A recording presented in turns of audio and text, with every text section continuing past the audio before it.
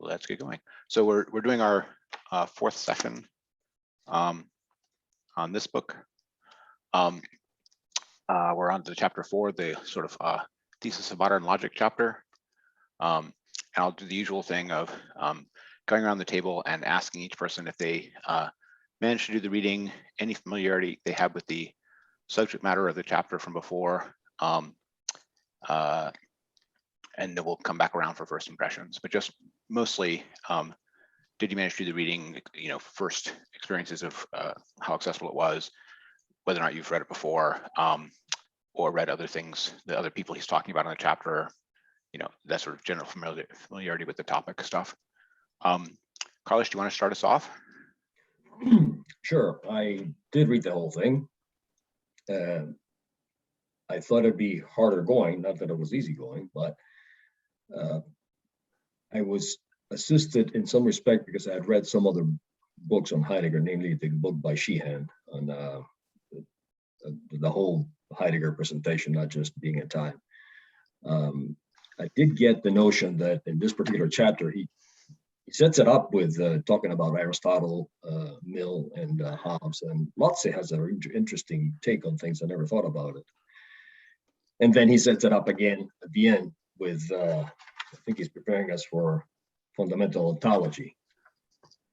I take it this whole thing is a preparation for that to jump. I mean, there's some fundamental ontology going on in the chapter already. He's underselling it a little bit there. The second half of the chapter where he's giving his own views, he's already definitely into his own stuff there. He is also, though, trying to set up the second half of the course where he's going to, in a way, well, he bills it as he's going to stop talking about what other people think and he's going to start talking about what he thinks. And then, of course, the first thing he'll do is go back to what Aristotle thinks about the topic he's about to talk about. I guess so. At the very beginning, I started paying very close attention to what he was saying about these three other people. Yeah. Only to find out what you just said. He was just setting himself to introduce his ideas.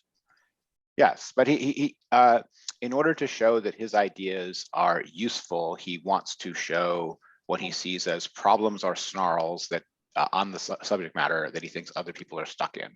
Because for him, the index of whether or not a philosophical doctrine or theory or straightening out of an area or something like that is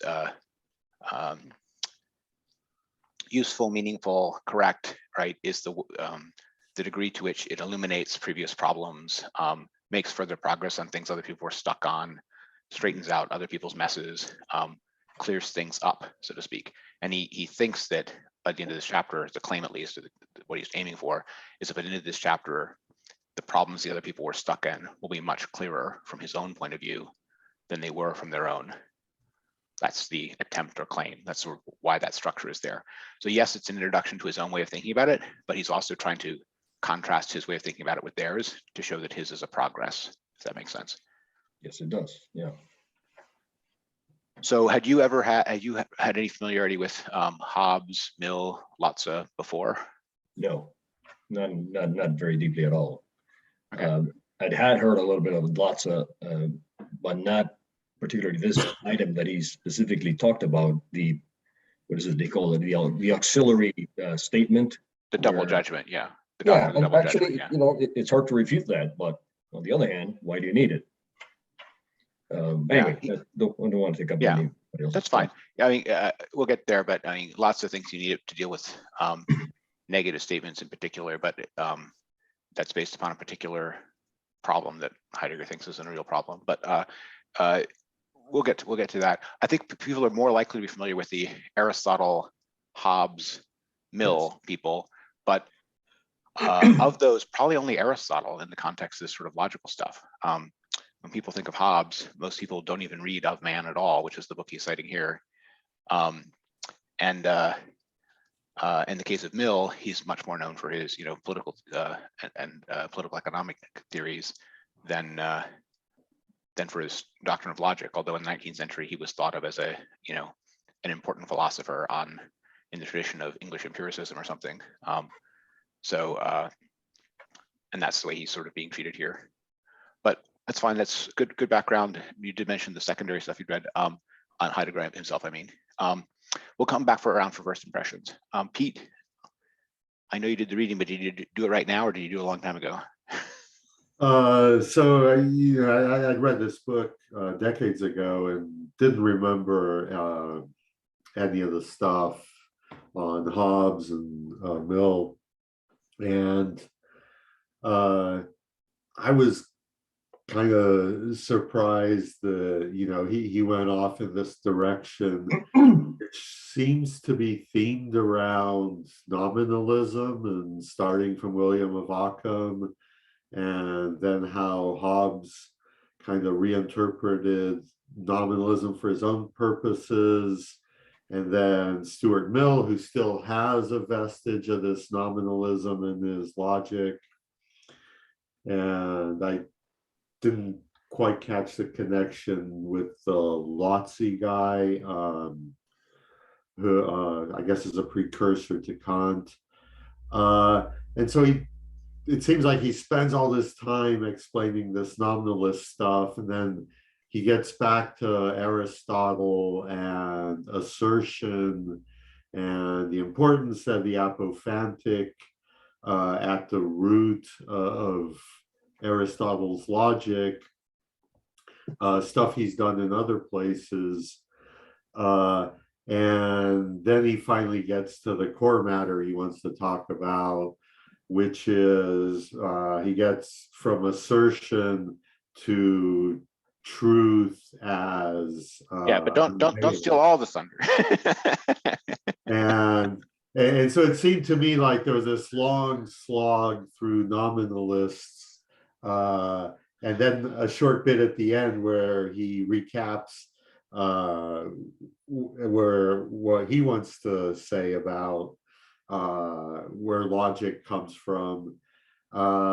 And then I look at it and I see, oh, it was only a third of it was nominalism, a third of it was back to Aristotle, and then there's a whole third on the truth as unveiling. So that was my impression. Understood. We'll come back to that when you go around other people's first impressions, et cetera, and the sort of structure of the chapter. But just to help situate things, it helps to understand that at the time he's writing this, besides the neo-Kantianism he's talked about in the previous chapters a lot, the other big school of thought at the time is variations on logical positivism. And that's the other school that kind of Husserl himself also came out of. Sort of Husserl is a point of contact between the continental tradition that Heidegger is part of and that tradition of logical positivism. And the other people, the students in his class, right, when they think of contemporary philosophy, other than his own, or the German idealist tradition maybe, are thinking of things like neo-Kantianism and things like logical positivism. And that logical positivism is kind of an heir to that nominalist tradition. It's gone in different directions in a sort of immediate time, since Mill. But everyone in that line in this chapter is like a recognizable precursor to logical positivist stuff, and their ways of approaching logic are also recognizably the same. And that school was kind of committed to the proposition that ontology and metaphysics were impossible, not needed and impossible, because everything they're really talking about is just actually talking about language or logic. And if we had proper logic and proper epistemology, we'd be able to dispense with metaphysics. That's sort of the position the logical positivists were taking. And this chapter is kind of a fight with that set. He's trying to show that there actually are metaphysical and ontological questions and problems, if I can put it this way, that arise in the history of logic, that arise from positions like nominalism, that nominalism, is evading and not dealing with, right? Something like that. So I see that structure of the chapter as, partly as an agonistic exercise of, he has to take on the logicians, because the logicians are a school of philosophy around him that doesn't take his usual concerns seriously. And he has to show why they should. You can ask whether or not those people will be at all convinced by this, but he's not primarily trying to convince them. He's mostly trying to convince the students that they should be learning from people like him and Husserl, not from people like Carnap or Wittgenstein or something like that. We can get into it later, but it's just that would surprise me that logical positivism traces itself back to nominalism, because it seems that they're completely abstract. And nominalism, I take as a reaction against abstraction, but we can get into Yeah, we can get into that. I mean, they both come down to this issue of whether or not you could do constructivist things in math, more or less. But I mean, you're right that it's curious that the logicians should trace themselves to nominalism as opposed to something like Cartesian rationalism or something, but in fact they do. Anyway, Chuck, first, welcome. Thanks for joining us. We're doing the usual round of, did you manage to do the reading? Do you have any exposure to these people discussed in the chapter from before? That sort of thing.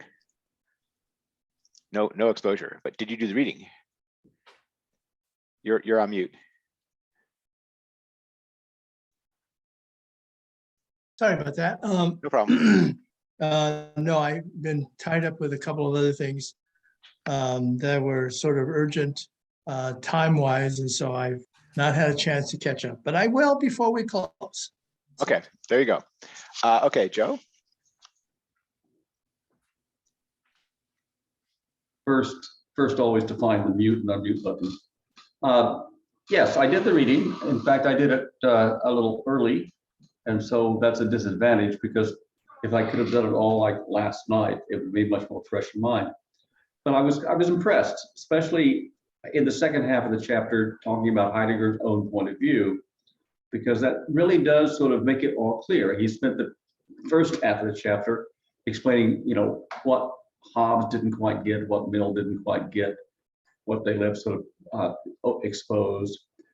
I sort of enjoy that he comes back to Aristotle, because as an axiom, I might say, oh, it all begins with Aristotle, and then I want to learn what happened after that. But I like the way he finally brought it all together and explained how both sides of the equal sign really are referring to the same thing in an important way. And I liked how he explained how others had failed to see that in exactly the way that Heidegger sees it. There's something about Heidegger being 20th century that appeals to me in an irrational way. Now, as for logical positivism, which of course is also 20th century, I've always felt uncomfortable, sort of in my gut, that there's something wrong with logical positivism, although I couldn't ever put my finger on it. And I like the fact that we're finally getting to reasons why something that is more, let me say, appealing to my gut, as ontology does do, and Heidegger does do, is coming forward here. And so I'm appreciative that you're doing all this. Another question that you posed a minute ago, and I just lost it. Oh, just if, did you have previous experience with any of these folks, reading the either Hobbes or Mill on their logic side of things? No, I've heard Mill referred to with his logic, and always praiseworthily, but I've only known his politics. And Understood. And I understand the utilitarianism element in his point of view that earliest in my life, I've sort of rejected utilitarianism because I began to realize the fallacy of trying, as an economist, one of the first things I learned was that utility may be a perfectly valid way of describing how people react to things, but it's not possible in any way to make this an additive property. So any kind of thing like a social utility is just a nonsense statement, just like I think social justice is a nonsense statement. But the point is that Hayek once said you add the word social in front of something and you make it nonsense. So I don't want to get too much into that stuff because it's too much of a distraction, but it is certainly fair to say that Mill is more known for his utilitarianism and libertarianism or classical liberalism, if I can put it that way. His book on liberty is like a trumpet blast for the philosopher. Sure. But the other point I might make here, since I did bring up the logical positivist, is that this is kind of the older B team version of that school of thought, right? He's not, contrasting how he understands logic with Tarski and Gödel and Church and Turing and all that, right? This isn't, 20th century logic as the people doing rigorous logic think of it, right? This is something older, maybe in the same tradition, but a good half a century to a century older or more. So anyway, it's just something to keep in mind as we go through this, and ask. Yes, this is a place where he's trying to say that there are these problems with nominalism, and he's trying to argue against nominalism. But the versions of nominalism he's taking on, go down to about 1850, 1860 or so, and the things after that are pretty thin. Anyway, it's just putting a qualifier on my claim that he's arguing as a logical positivist here. Craig. Yes, I did get the reading done. I have to say the chapter before this got me interested in other readings of Heidegger. So I've added that to the list, like the Zolligan lectures and such. But I was exposed to logic in classes in the 70s, philosophy classes in the 70s, kind of in and out with it ever since then. So a lot of this was kind of rehash and trying to remember. Simply put, I decided I will never look at the word is in the same way again. Yes. Yes. Yeah. It means many things to many people. That's sort of the theme of the chapter. All right, we'll come back around for first impressions. Jeff. Oh, thanks for calling me, because I wanted to, Craig, I missed it. Who was it? You never look at who again? Oh, the word is. Oh, the word is. Oh. The word is, right? The word is sitting in the middle of an S is P sentence is gonna, jump out at him from now on. It just, he just slid right by him before. It didn't seem to be that important, and now it's like the most important part of every sentence. Well, so as far as my recap, well, you won't be surprised that I did not get most of the reading done. But I had a different relationship to the reading. I started at the beginning, like I usually do, and I got through the part about Hobbes, and I wasn't aware that he had played such a role in the concept of logic. And I've often thought I've been called a nominalist, and at times I've agreed to it, and so I liked his description of or his being described as a nominalist. I don't know if he called himself a nominalist, but certainly Heidegger's calling him that. And so that was worthwhile for me, just to sort of get, because I don't really see much written about nominalism, so I'm not really sure whether I fall in a category or not. So that was kind of useful, but that took 2 hours alone. So I'm like, okay, well now then I looked ahead and I mapped out what sections were left to do, and I'm like, okay, so I skipped to 18. Okay. And I read the first 3 parts of that. The last one I read just before the meeting, and I started out and I'm like, oh my God, it was only last night that I was reading this, and already it just seems like soup. And then all of a sudden it clicked. And I'm like, okay, I understand what he was talking about. I mean, like basically trying to say why the fact that truth is not an object that could exist without Dasein, which I would agree. I mean, those wouldn't be my terms. And so then he took like it made sense to me in. It's like reading Heidegger, and he comes out of that divinity school, right? I mean, all of the big philosophers from the Middle Ages on do. That basically it's like it's sort of, you get swept up. Like it was easier to read this time because I realized I don't have to linger over every sentence. It's like it's just he's on the same topic for a paragraph or pages or maybe books at a time. Well, he's only got one topic. It's being, right? So I kind of allowed myself to get swept up in it, and of course I wanted an answer to the charge. So we were not at odds in that, and so it works. As I think that's for me, and I know this is an intermediate point probably from your point of view, but it's sort of a religion thing, it's a sermon, like, okay, yeah, it works. And then, and in a day I'll have forgotten it. I'll have to get religion again, but at least I kind of know where to get it. This one is pretty nice. It's very verbose, but it is it just read like a lecture, but it's not a lecture, right? It's Well, it was originally a lecture course, yes. But I would say that 17 and 18, if you want to, I mean, starting at 18 to get to the last section of the chapter is perfectly sensible thing to do with that limited time. I'd recommend going back to pick up 17 too. 17 and 18 together are kind of his own take on the thing. And if you did get his, the fundamental point he's trying to make about how truth exists, that truth exists, right? What he means by, where the being or existence of truth is. That is kind of the point of the chapter. But the rest of the chapter is situating that as kind of a more important thing than you might think in kind of the history of ideas. I mean, there's connections of it to a thesis in Aristotle about where he says that the truth of in a judgment is in the mind, it's not in the things. That sort of thing he's immediately responding to. But whether truth is something subjective, whether truth is something objective, the whole Platonic understanding of the ideas as a way of getting the two things to talk to each other, what sort of status truth has, the opening sentences of the Tractatus from Wittgenstein, or Kant's understanding of transcendental judgments or something.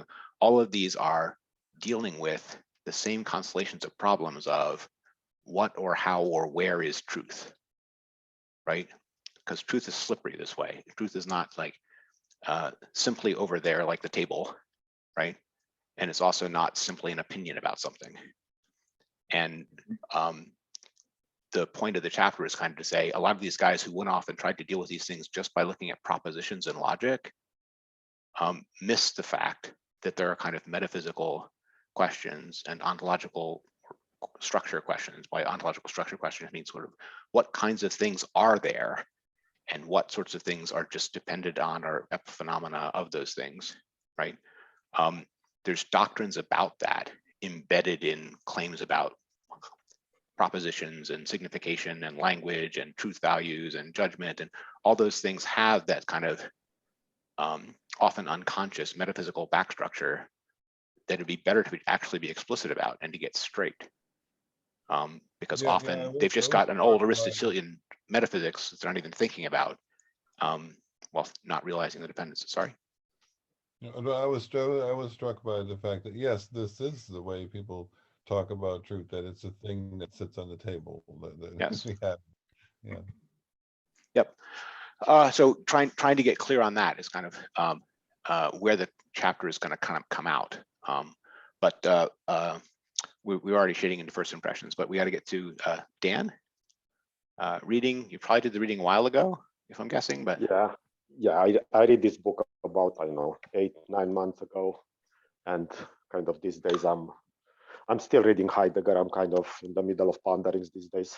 And regarding the previous, like, I read Aristotle, physics and metaphysics, I think a few months ago, and no familiarity with Hobbes and Mill, except like indirectly. And connecting to the discussion that you guys are like, a few weeks ago, I read the book, like what was the name? The Murder of Professor Schlick. Is like an introduction of Vienna Circle. And I found funny that all those guys there were like taking aim at Heidegger as the main metaphysician and denouncing him and almost comparing him with the devil. And it's funny, like the Heidegger intern is kind of taking aim at them and denouncing them as metaphysicians. But yeah. Yes, I mean, charges of metaphysics are flying thick and fast in all directions, so to speak. It's interesting. I mean, there are famous confrontations between the sets later, but I think we should let's go through what he actually managed to do in the chapter first before you can assess how much of. We're not going to make a judgment on logical positivism here. That's what I'm trying to say, right? Because it's not on the field in its own name. So let's not try to have the arguments he presents here be how we judge logical positivism. We can say whether or not we think his arguments against nominalism in the chapter work, something like that. But we mostly just want to understand what he's saying, what he's claiming about both this logical tradition, the right way of thinking about these things, what he thinks the right way of thinking about these things is. Etc. I'm just it's nice to situate some of these things in sort of the other schools of philosophy and the sort of struggles ongoing between them, but you also have to know each of the parties in the struggle before you can think about the struggle between them. And if we're still, trying to arrive at what Heidegger even thinks about something, it's not the time to be comparing and contrasting with everyone else, except for he's doing that himself to delineate his position. Anyway, that's not something you're doing. I'm just saying it's a general thing about the first impression so far. Mark, first of all, welcome. And you might not know the format. We're just trying to say, did we do the reading? Have we read any of this stuff before? And since everybody's already done it, first impressions to the chapter. So I know of the concepts that people are talking about. I've familiarized myself with much of this over the years, but I have not read Heidegger. I only just signed up for this like 4 days ago. So Yep. Understood. I don't have the book. I don't have any, I'm more or less just kind of sponging off of your guys' brain power to understand what his take is on these things. Understood. That's perfectly fine. Yep. Sorry, go ahead. And I also, is there also a moment where everyone can like discuss their opinions? Because I like dialogue quite a bit. We will, but we first want to just sort of get first impressions. Then I want to do some expository stuff and then let people ask questions to make sure we've gotten sort of everyone sort of absorbed the material of the chapter, and then we can have a discussion. But we try to. It's easy for these things to spin off into talking about absolutely everything. So we try to talk about the chapter we're reading first and foremost, and just try to get clear on that, and then we can talk about sure. Yeah, I just wanted to, etc. Yeah, I just wanted to get an idea of the structure of this talk. So thank you. Yep. No, fair enough. And by the way, if you want to see like the typical structure, we got all of our past, a couple of years of our past meetings are up on YouTube, on my YouTube channel. There'll be links down below the previous meetings. So if you want to go see how it usually goes, you can go see some of those. And there'll be a fair amount of just expository stuff from me, but and lots of questions from people to get clear on pieces. That's sort of usually the format. And then, but I definitely do want to hear what people think about the each of the bits being discussed. Okay, so did some people, when we were going around and doing the did you read it, not get a chance to give their first impressions and want to give any? I think we got them from several, but Carlos, maybe you guys going first didn't manage to get in your first impressions. Definitely understood it. I can't say that I didn't get stuck several times and spend an hour or two on a paragraph. Yep. And but it's like four-wheeling. You have to backtrack and go at it again, and eventually you get over the obstacle. Yep. One thing that kept coming into my mind during reading, especially the first part of it, is that the question is, how many does German have one verb to be? Other languages have two. And the reason I ask that question, is that if I think of is, there are other languages where there are two versions of that. And I wonder if this would have any implications on that. That's number one. Number two, there is that those two words. How does this whole presentation impact that concept of there is, or there are?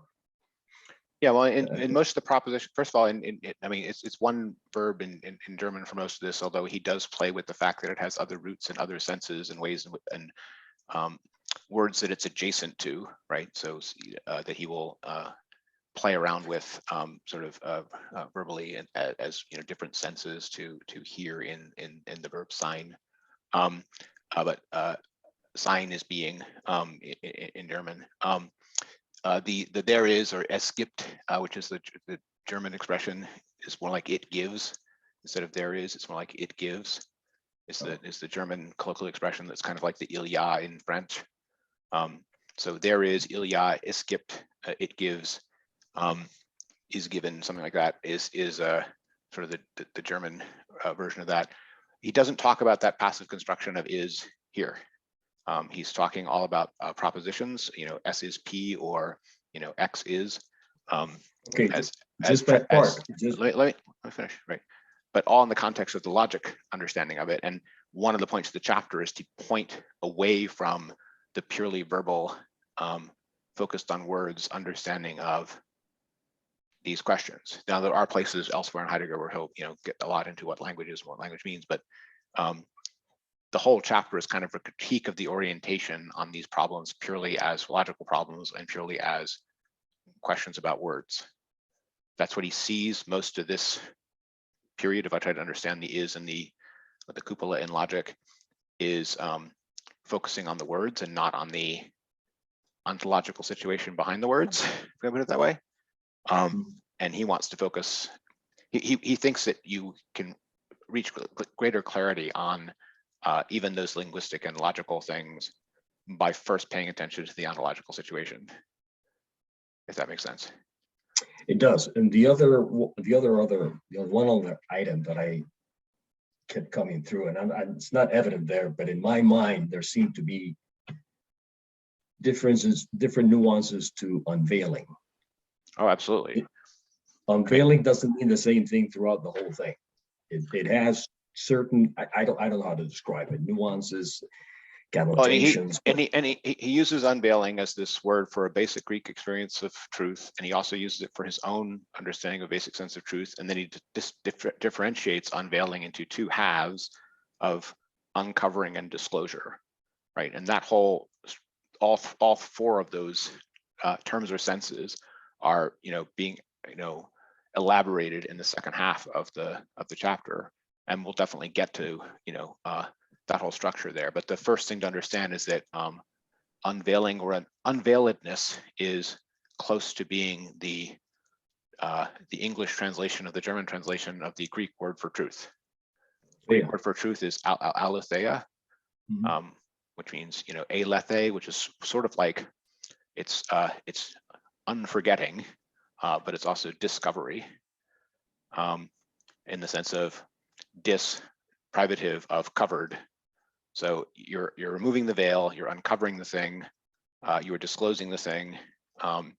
So the English word discovery is closest to this, probably linguistically, but unveiledness is sort of more literal about what the original Greek is, and he's using German terms that are direct translations of the Greek, if that helps. Yes, it does. And there's other places, there's lots of other places in his essay on truth and his book on Parmenides, where he goes into this the Greek notion of aletheia in greater detail. But here he's this whole subject of the second half of the chapter is truth, and he's going to tell you that the primary experience of truth is unveiling. But the reason he's doing that is he's contrasting that with the sense of truth where truth is something that's only happens with propositions, right? So the contrast is truth as unveiling versus truth as a function that takes sentences to a truth value, right? Right. So the logical view is something like truth is a T or an F you put after propositions, that is some function over propositions, and it's only defined for propositions that have sense. And not only that, that are particular kind of declarative propositions, positive or negative. And that view goes back to Aristotle, that sort of logical view of what it means for something to be true or false, that it is propositions that are true or false. And Heidegger is contrasting that with, he thinks that sense of truth in propositions is itself derivative from a more primitive, basic ontological understanding of truth.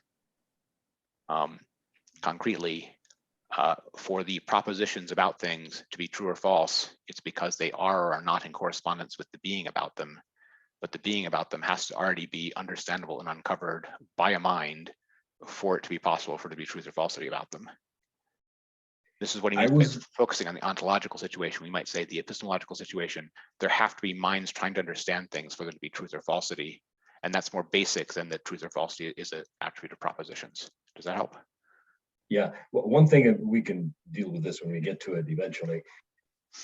A couple of times I got confused by the concept of being true, which he hyphenates, and truth.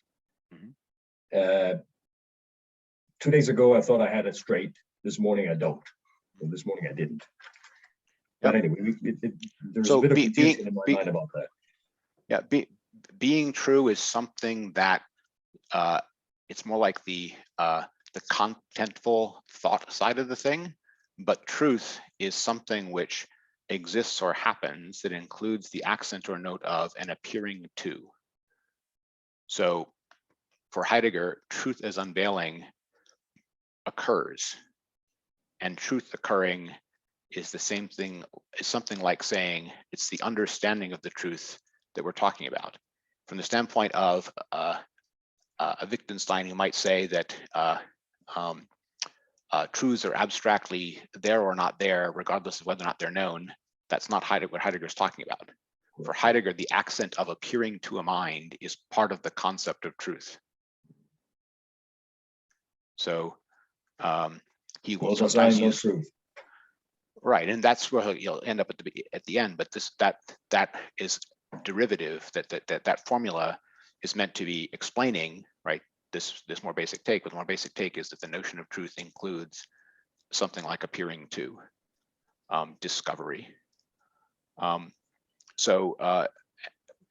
and the question is, so the logical view of truth, so to speak, that he starts with in the chapter, thinks truth is something which is certain kinds of propositions have or don't have, and it exists either in the propositions themselves or in minds thinking about the propositions and nowhere else. Is it an attribute? It's not really even an attribute. I mean, the question is, what is the ontological status of truth? What kind of thing is truth? Is truth like a rock? Can you stub your toe on truth? Right? Where is truth? And the claim that he sees in Aristotle is that truth is not in things, not in the pragmata, but is in the mind, in the noeta, right? So the truth of a judgment is in the mind doing the judging to Aristotle. And Heidegger sees that notion or something like that notion going through this logical tradition, even though their understanding of things like mind and ideas have completely changed over that history, right? When Aristotle is talking on interpretation about where this stuff happens, he'll say in interpretation, he's going to give you all the logical stuff, but he'll say, oh, if you want to know how, minds understand truths, go read De Anima. It's not part of logic, right? And Aristotle will point to his theory of the soul as the place where you understand what it means for there to be a truth in a mind. But Hobbes doesn't believe Aristotle's theory of the soul at all. And that's one of the reasons he's such a nominalist. He doesn't believe in abstract ideas like a Platonist either. But he still has this notion that the truth is in the propositions, not in the things, right? Even though he's abandoned some of the psychological bases of the doctrines that he keeps from Aristotle, he's keeping the linguistic part of it that he agrees with in Aristotle, which is kind of a surface and outside take on where or how truth happens. So for Hobbes, truth is an attribute of sentences, and it's only in verbal enunciations that there are truths. If people kept quiet, there wouldn't be any truth. There's no falsity in what animals perceive. There's only likenesses. These kinds of things you get in Hobbes as example of his nominalism, and this is because he wants the language as merely conventionally naming things to be the place or site where truth happens.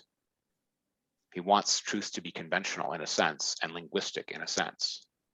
Now there's some other aspects of Hobbes that we'll get into where he sees something like essences he needs something like essences in words or in language, but he doesn't want to have Platonic ideas, right? So you have to understand all of these nominalist theories are ways of trying to keep elements of logic and Aristotelianism and reasoning that don't want to keep all the machinery of Aristotelian doctrine of the soul or Platonic doctrine of the ideas, right? And the question is, how separable are those things, right? Heidegger is basically claiming they're not as separable as that nominalist tradition wants them to be. Another way of talking about this is, is logic metaphysically neutral? Does logic have any metaphysical commitments to what kinds of things are? And Heidegger is stumping for the case that logic does have metaphysical commitments. And sometimes those metaphysical commitments are hidden, and sometimes in order to reduce the metaphysical commitments, they say things which are clearly false, but that's because they're trying to avoid being entangled in those metaphysical problems, not because they've solved them. I don't know if any of that helps, but Pete, it looked like you were having a reaction. No, he's fine. Can I say something? Please jump in. So there was that book on the essence of truth, and there Heidegger is claiming, so goes back to Plato and said that in the cave allegory and in the Republic, Plato is still staying with Alatheia, but then in Theaetetus, he's changing to what you said, basically to the truth is moving to proposition, and he kind of Heidegger says this is where everything started, and then Aristotle took it from there, and then the entire, I don't know, the Christianity and the entire tradition, but it started kind of with Plato. So it's fair to say that Plato is presented by Heidegger in different ways and at different times on both sides of this. I think that the characteristic thing in Plato is the doctrine of the ideas. To me, Plato's notion of ideas and his understanding of ideas is Plato's doctrinal attempt to explain how something like a correspondence between a state of affairs and a mind can happen, right? That's sort of what ideas are meant to solve a problem. The problem is you've got this in-time consciousness with subjective opinions that is trying to understand an eternal truth about a state, about a objective state of affairs. How the heck does that happen, right? Now, some people claim it doesn't happen. This is not convincing to Plato. He thinks, true knowledge occurs, and the question is to explain how it occurs. So the ideas are Plato's attempt to answer that question. And then Aristotle doesn't like that answer because he thinks that the ideas have all kinds of problems with them as to where they are and how they are, and they don't make ontological sense to Aristotle. The thing he thinks they're really just ways of talking about classes, that they're abstractions, they're generalizations about particulars, because particulars are real and the classes aren't, something like that in Aristotle. So Aristotle needs a substitute. What's his substitute? He's got a whole theory of, in De Anima, a whole theory of intellect and how intellect functions, and how the mind somehow becomes the things that it understands and all this stuff. And that is how he can understand something like how truth can happen. And the nominalists kind of don't tell you how truth happens. They tell you how words happen and how words have merely conventional hooks into things. But truth is something only about propositions. And when it's purely logical truth in the sense of analytic propositions that are necessarily true, like little A equals A pieces of math, then they'll agree that you definitely know those are true. And for all the rest of them, you just sort of don't know, and it's all stuck in convention for most of the nominalists, at least. But that's not satisfactory to even the logical positivists, let alone people like Heidegger. So Heidegger's going to give you a notion of where or how truth happens that doesn't need Platonic ideas and doesn't need an Aristotelian theory of the soul, but also isn't like the nominalists denying that it happens.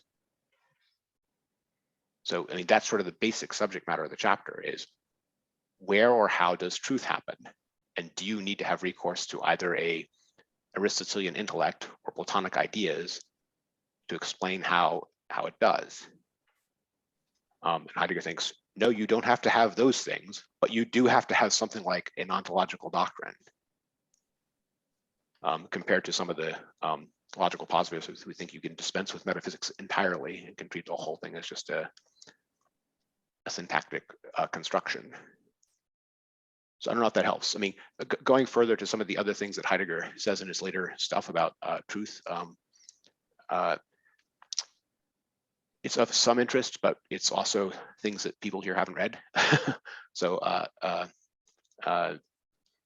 we can definitely go, I mean, at some point in the future, we might want to read his essay on the essence of truth. I think we tried to read it once before the whole COVID stuff.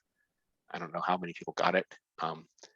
We could go back to it, but okay, so I'm just trying to lay out the whole problematic the chapter is about, right? The whole problematic the chapter is about is something like, how do we get from truth as a property of assertions to how truth happens, and are there ontological or metaphysical claims, facts, doctrines, whatever, involved in how truth happens. Any questions about that sort of basic framing of the subject matter of the chapter before we get into the details of the individual thinkers?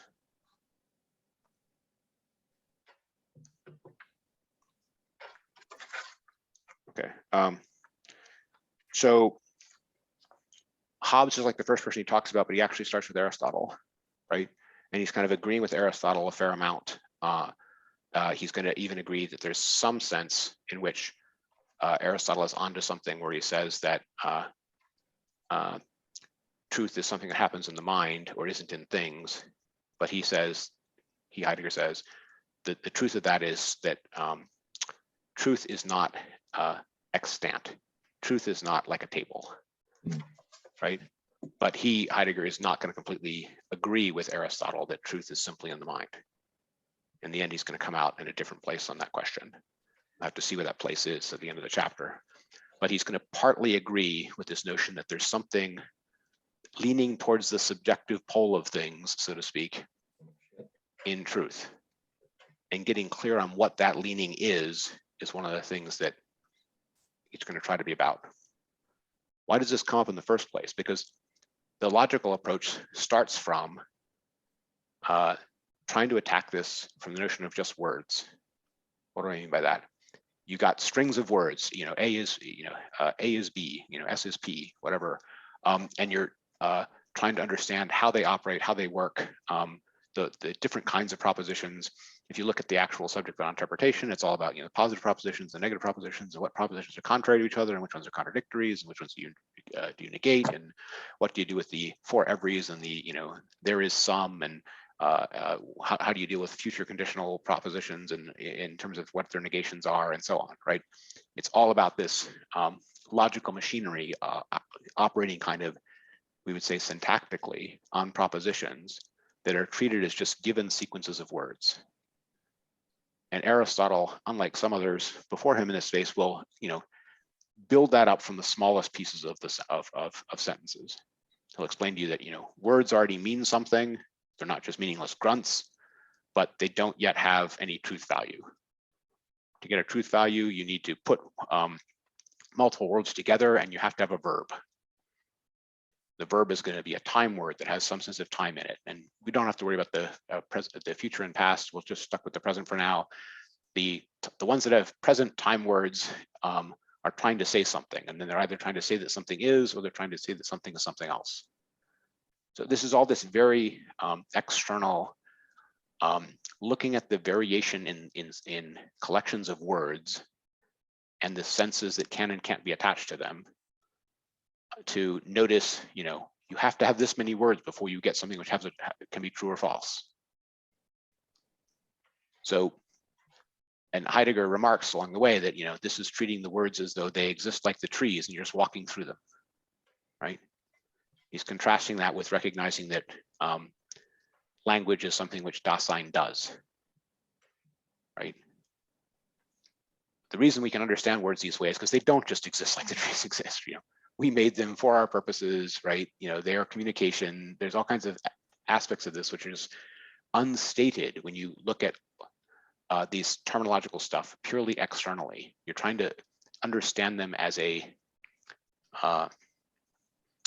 disembodied syntax parser would understand them, so to speak. By the end of the chapter, he'll be, contrasting that with understanding them as they actually or naturally arise.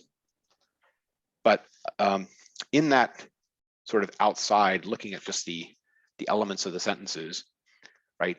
Where does the being word come in? The being word or the time word or the verb comes in as the cupola, as the coupling word, as the word that puts the A's and B's together, right? So when you say S is P, the is word is just saying an S and a P. And when he gets to Hobbes, the first thing Hobbes says is, you don't really even need the is. You could just understand it from the ordering. You could say, S, P, right? And that would be understood as S is P. So the how irrelevant is the cupola? What is it doing? It's just putting two concepts together. To Aristotle, it was doing a little bit more than that. It was adding this time notion. It was adding a time dimension, and it was adding a a present, past, or future to it. And that's kind of dropped already in Hobbes, for whom the ordering alone could tell you. Aristotle will tell you that the order doesn't matter, and if you have S as P and P as S, you can flip them, which is treating the is as an equal sign. And then Hobbes will kind of leave it ambiguous whether the is an equal sign or is an included sign. He'll say that S as P means that P is a subset of S. And he's thinking of cases where you've got a man as an animal, where you have the more general concept second and the more specific concept first. So that's not an equal sign. If you reverse the order of that, you don't get the same statement or a true statement. So Hobbes kind of says, actually, we don't read the is as an equals. We read the is as a, the set includes sign. Yeah, I really like that part where the function of is to basically call attention to the substrate of it really, in other words, it's basically just saying that basically when someone says is, it's like is in the sense that you should also be thinking of how it might not be, how it isn't. Right? That's Yes. whereas Other joining words don't do that, I think. Well, so this is he's explicating what Hobbes's doctrine of the is and what the is does there. And first of all, it's just you've got a is included in B kind of relationship. But then Hobbes is saying there's another function here, which is to say to call your attention to the something that lets those two be equivalent. Now, why does this matter? When you're saying S is P, right? You're really saying that there's some commonality that S and P share. There's some ground of the possibility of the assertion that S is P. And when Hobbes is asked what that is, he says because they can be referring to the same thing. He doesn't even say same object. He says the same thing. And what this means is that Hobbes is kind of committed to the notion that you can understand all of these things that we would think of as ideas or classes as just pointing to instances. So that, to put it in later logical terms, meaning is reference. What something means is just the set of things that it points at. When you say animal, you're trying to point at every animal in the world. When you say man, you're trying to point at the proper subset of that is all the men in the world. And when you say Joe, you're trying to point at just Joe as one man in the world. But all of them are just pointing to individuals, collections of individuals or single individuals. And you fix the meaning by the reference. You look at all the things it points at, and that's what you meant by it. This is the notion that Hobbes is trying to get at, and that is related to his nominalism. So why would he care about that? Why would he do that? Because he doesn't want it to be the case that those abstract classes are full class entities in themselves. They're just collections.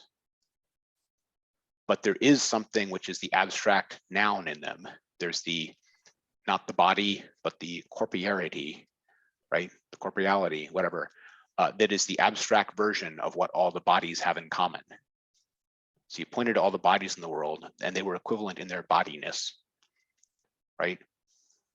So he doesn't want bodiness to be raised to a full-fledged entity. It's an abstract entity only. Why does he not want to raise it that way? Because otherwise he runs into a levels problem of what the hell are you pointing to? He doesn't have a sense of meaning. He's only got a sense of reference, meaning you're supposed to figure out what something means just by looking at all the individuals that qualify, right? This is why this sort of notion of how logical meanings mean, winds up getting turned into set theory, because you're trying to understand these things as just sets and collections.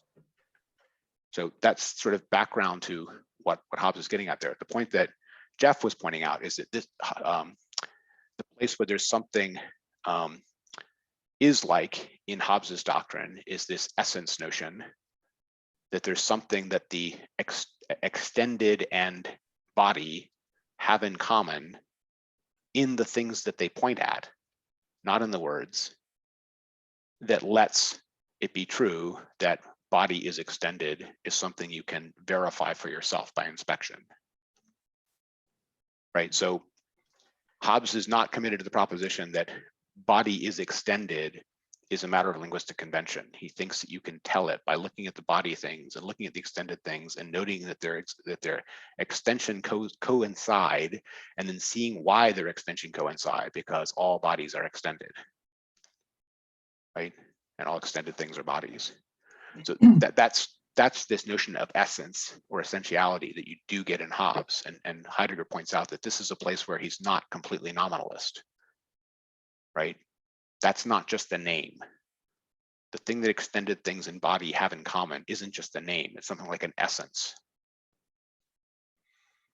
Okay, so Heidegger is trying to point out that even the most thoroughgoing nominalisms wind up, I think of it this way, backsliding into some metaphysical commitment or other under the pressure of the problems themselves, of how things actually manage to refer.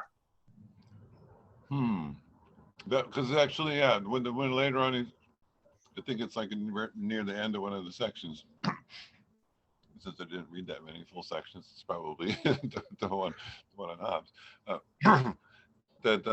Yeah, I didn't quite see that. I felt like that was a little bit of a sleight of hand. I mean, I guess the way I took the point, yeah, and yeah, it definitely is points beyond, but it's, I mean, couldn't the commonality just be that we're thinking beyond? It doesn't. I don't know that implies that we have to have a faith that there is. Well, understand, for Hobbes, there's no we're thinking about it.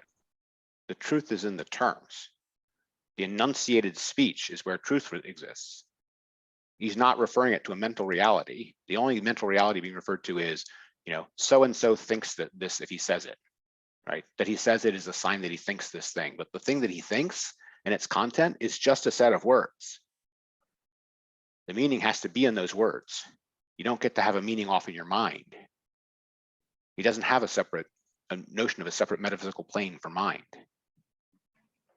right? In Hobbes. And if you ask why, the answer is because he's a materialist. But physical extension, though. I mean, sorry. How does that really relate to extension in a sense of in the physics sense, right? that things right. are there. I mean, So it just says that the group of things that we point and say, oh, that exists, or that is the body in space, or whatever. That they have in common is that we pointed at them all, not something that's out there. Right. So the fact that you pointed to you meant to point to all of the things which are extended when you said extension, and you meant to point to all the things which are bodies when you said body. Those are both just linguistic prescriptions. They're purely conventional prescriptions that were laid down by whoever invented those terms and gave them those meanings and adopted those meanings as a social construct or whatever. But the fact that those two concepts coincide isn't just a linguistic convention to Hobbes. The fact those two concepts coincide is not something about words, it's something about the world. And that's where Heidegger is detecting a metaphysical commitment in Hobbes. Why does Hobbes have that metaphysical commitment? He's trying to be a materialist. He's trying to say body and extension is all there is, right? But for them to be something that isn't all there is, they have to be. They can't be just a linguistic convention. He's not trying to be a linguistic conventionalist. He's trying to be a materialist. So he needs it to be true that body and extension actually exist and actually coincide and actually have a definition and actually coincide with their definition. Right? So I guess the way that the basis is habit, and what it's just more of a Jeff, anomalist might be committed to habit, but Hobbes isn't just a nominalist, he's a materialist, right? And it's a problem to actually get to be a materialist if you're saying all the references to your terms are just habits. You're trying to make a claim about, what is the sufficient substrate of what is, and you're not trying to say the sufficient substrate of what is habit. You're trying to say the sufficient substrate of what is matter, right? Matter has to be real in some sense to be a materialist instead of a habitist, right? So Hobbes has a problem.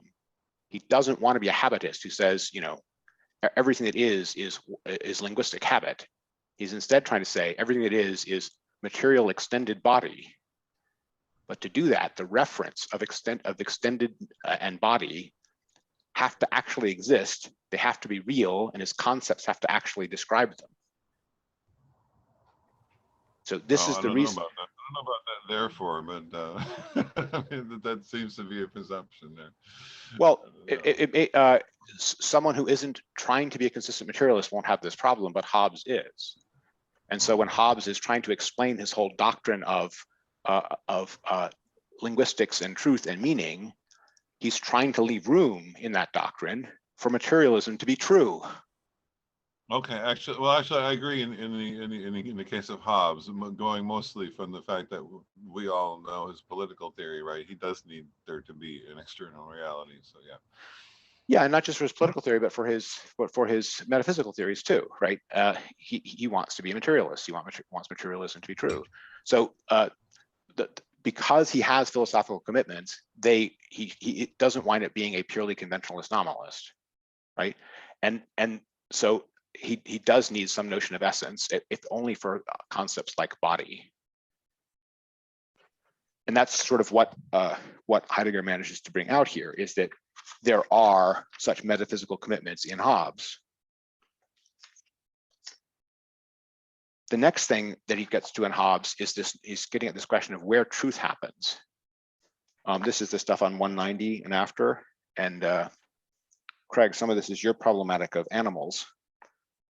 The living creatures that do not have speech. Hobbes is committed to the proposition that error occurs only in speech. So animals don't have errors, right? Because truth and falsity is a function of propositions. Animals that don't think propositionally don't make errors. That's the claim. So the dog may react to the image of the man in the mirror, but it's not because the dog is mistaking the man in the mirror for a man. It's just because there's something similar about the man and the image in the mirror, but that's not a mistake. So there's that kind of stuff going on in Hobbes, where he wants to keep truth and falsity only on the level of enunciated speech or enunciated language in order to keep truth anchored to the proposition. And the result is he has to ascribe infallibility to anything which doesn't have speech. And Heidegger brings that out as something curious. He also says, top 191, on closer consideration, we see that, speaking cautiously, since we ourselves are not mere animals, we basically do not have an understanding of the world of the animals. This is kind of a question we've talked about repeatedly before. So he's kind of agreeing with Hobbes that yes, they don't have speech, but we don't know what that does to the structure of their world. We don't know how essential language is to the structure of world as we experience it.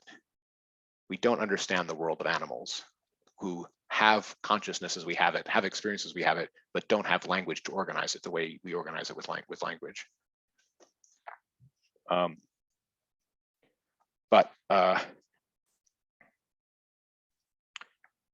Hobbes there says the ornament of language lets us have access to truth, but it also means that we have the ugliness of meaningless assertions, right? So the point of that is that Hobbes wants to say that by having speech, man is potentially both higher and lower than the animals, so to speak. But he does see this a fundamental significance in having speech. Why? Because for him, speech is the only locus or site at where truth can occur. For Hobbes, Joe. Heidegger also makes quite an important emphasis on the idea of assertion, as opposed, and he seemed that may be different from just what I commonly hear in philosophy called as a claim, where somebody starts up saying "I claim," and maybe the same. But he associates. I looked it up in Being and Time also, and he definitely plugged it straight into truth that moment. And yeah, so Being and assertion. Time. We'll get to some of his stuff, claims about assertion, a little bit later when we get to his own position. A claim, a proposition that can be true or false, an apophantic discourse. These are kind of the earlier versions of things that are not yet assertion. Assertion to Heidegger is something like apophantic discourse, or discourse which is trying to describe what is, coupled to the notion of expression of such truth or appearing of being to you as has actually occurred. Something like that. Can you talk a little bit about the word apophantic? I Yes. looked it up a few times. Yeah, so apophantic is used in multiple senses, and sometimes it honestly means, you know, negation of the negative, but here he's using it in a Aristotelian sense, where it means speech that is trying to be disclosive of what is, something like that. It's speech that is trying to accurately describe. There doesn't have to be speech that tries to accurately describe. There can be speech with other purposes. It's trying to, you know, move or, you know, exclaim or whatever, express emotion, whatever. But if speech is trying to accurately describe what is, then Heidegger, following an Aristotelian usage on the subject, calls that apophantic discourse. So then etymologically, we should take it apart as apo being like the lack of or the removing of something, and phantic being fantasia, so ideas. So no, so to dispel illusions, is that, would that be It's it? not the dispel part. The apo is being used as on or about before it means without or away from. The original meaning of apo is just away from. The away from appearance speech is trying to be about the thing which is behind the appearing. So in this original Aristotelian sense, it's away from the appearance to the thing itself, right? That away from speech gets used later in things like negative theology to mean negative statements, to mean, you know, negation. And we saw, you know, when Carabine was talking about, you know, the apophantic theology, she meant the negative theology, right? But the away from appearance is the primitive Greek notion in both. Okay, I'll try to remember that. Yeah, I mean the most common word I think is apoplexy. But what are other words that? Right. Yeah, the apo, the primitive form of it is away from, but away from can mean not, can mean negation, but it also can just mean, you know, more than or other than. So away from the appearance towards the thing is the Aristotelian sense here. But so Heidegger understands that both here and in Being and Time to mean apophantic discourse is trying to be about the truth of what is. That's partly his own meaning, his own usage of the term, but it has roots in Aristotle and how Aristotle sometimes used the term. Excellent question. A follow-up question to that. Yes. I was under the impression, maybe wrong, that apophantic was as an apophantic statement inherently could be either asserted or denied. In other words, it has a kind of a binary nature. Is that related to what you're talking about, or is that another interpretation of the word? It's not another interpretation of the word. It's doctrine in Aristotle that the what we would call propositions, right? Propositions can be true or false, and it is apophantic discourse which is trying to be about what is, that is making the claims that can be true or false. This is what you get in Aristotle's on interpretation, right?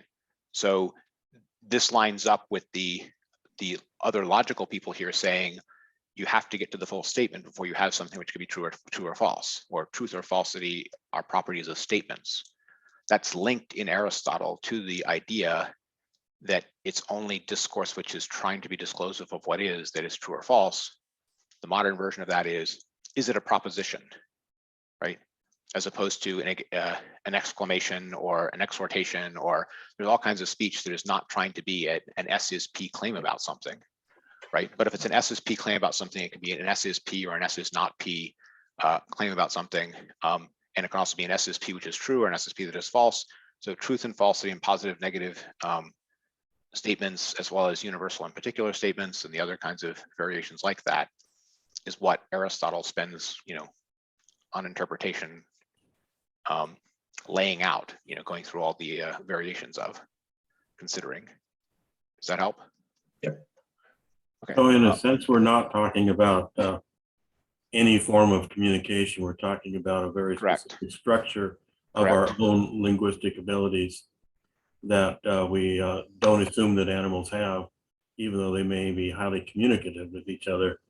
They maybe don't have the same kind of assertive structures. Yes, and Heidegger says at one point in passing that I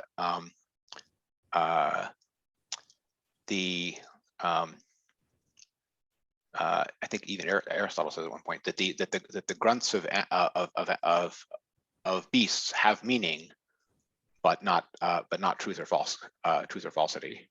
Right? They're communicative. They have meaning, but they're not true or false.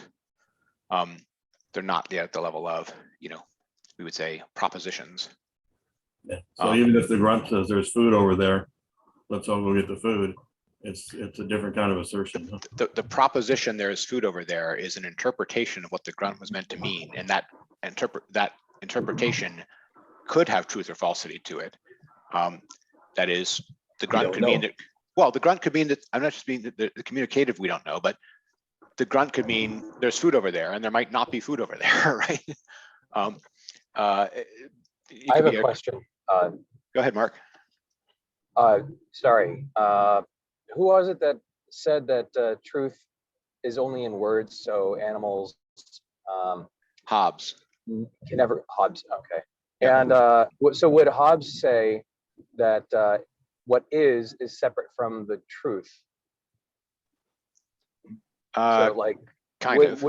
Could there be an is without an assignment of truth? Like a dog would assume, there is a semblance of a man in a mirror, or something, and but the dog can't form the sentence. I think there's a man, or I think there's another dog. So that statement wouldn't necessarily be true, but it would be an is. So in Hobbes, it's not an is. He does speak about likeness or similarity as the things that the animals are reacting to, but he doesn't turn those into is statements. He doesn't turn those statements at all. He reserves is for truth then. Is that how I'm understanding it correctly? Hobbes only talks about is in the context of the cupola of declarative statements like S is P inside language. Okay. And he doesn't give being ascriptions to animals at all. But he doesn't, in doing that, he's not trying to say that, there isn't something the case for the animals so that the animals don't react to things. He's saying there's no truth or falsity to how they're reacting. From Hobbes's mechanical materialist point of view, the dog is a machine, and it's not a machine that interacts with truth. It interacts with its environment in sort of programmed instinctual ways, and it's not a truth machine. It's a reacting machine. Well, I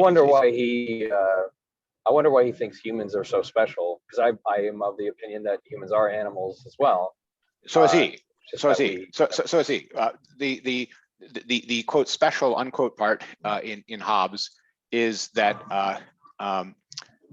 man is capable of true statement and meaningless statement, neither of which animals are capable of. But in terms of his understanding of man, he makes Skinner proud. He's a materialist behaviorist. You can go read On Man if you want to get Hobbes's sort of materialist views of that. He was kind of on the materialist, trying to be basically Cartesian, but in a materialist direction.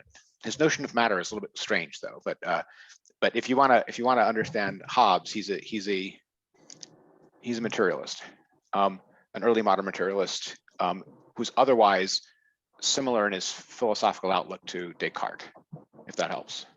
Okay. Yeah. But these are all fine questions. We're trying to sort of lay out where Hobbes was on all that. And Hobbes is being taken here as an example of this early modern extreme nominalism, where by extreme nominalism we mean something like being committed to the proposition that everything about truth is just about words, and words are just names for things, right?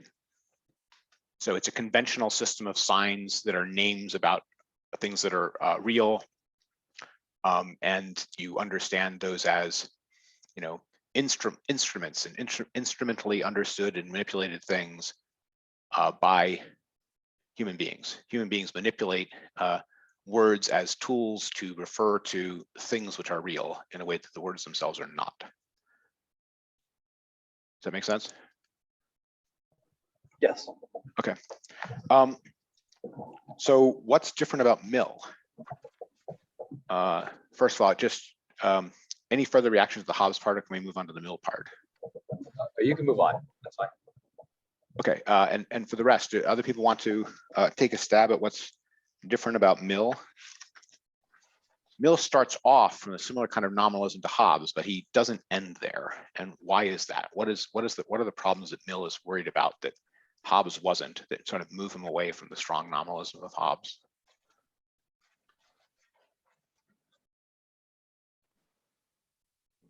Anyone care enough about Mill to notice? I mean, the big thing is differentiating between the kinds of statements that do and don't have empirical content.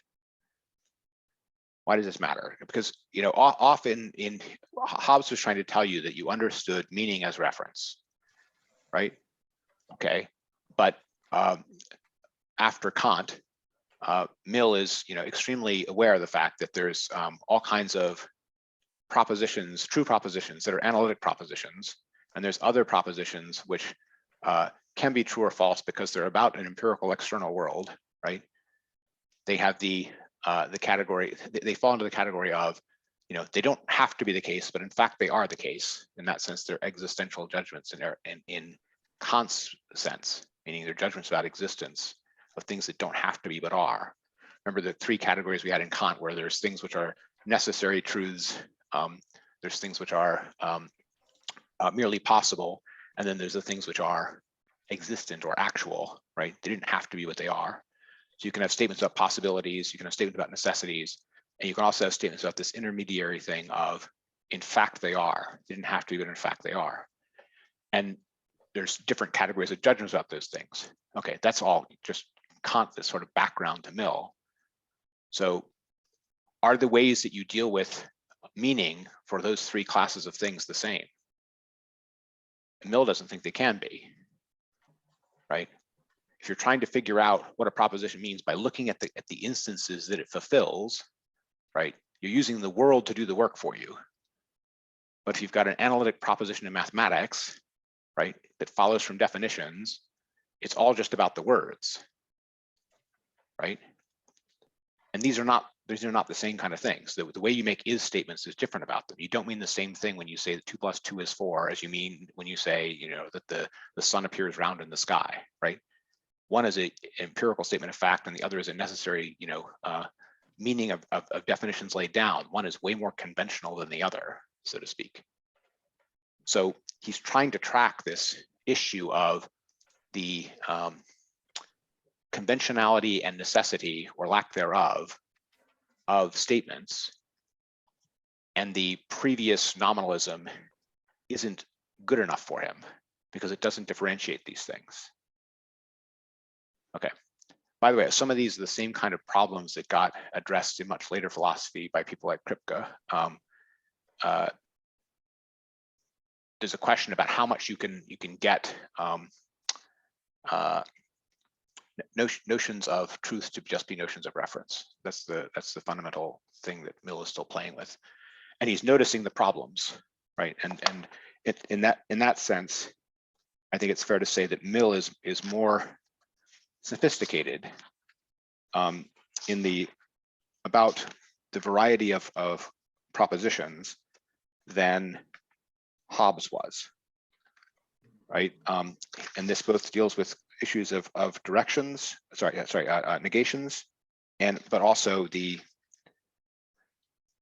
difference between things which are propositions which are fundamentally just about the meaning of words and propositions which are fundamentally about what is. And to make that distinction, you're kind of committed to a bit of metaphysics, right? Centaurs are only fictions of the poets, right? This is an existential statement about centaurs. It's trying to tell you the meaning of centaurs. What it's telling you about them is that they're fictional, okay?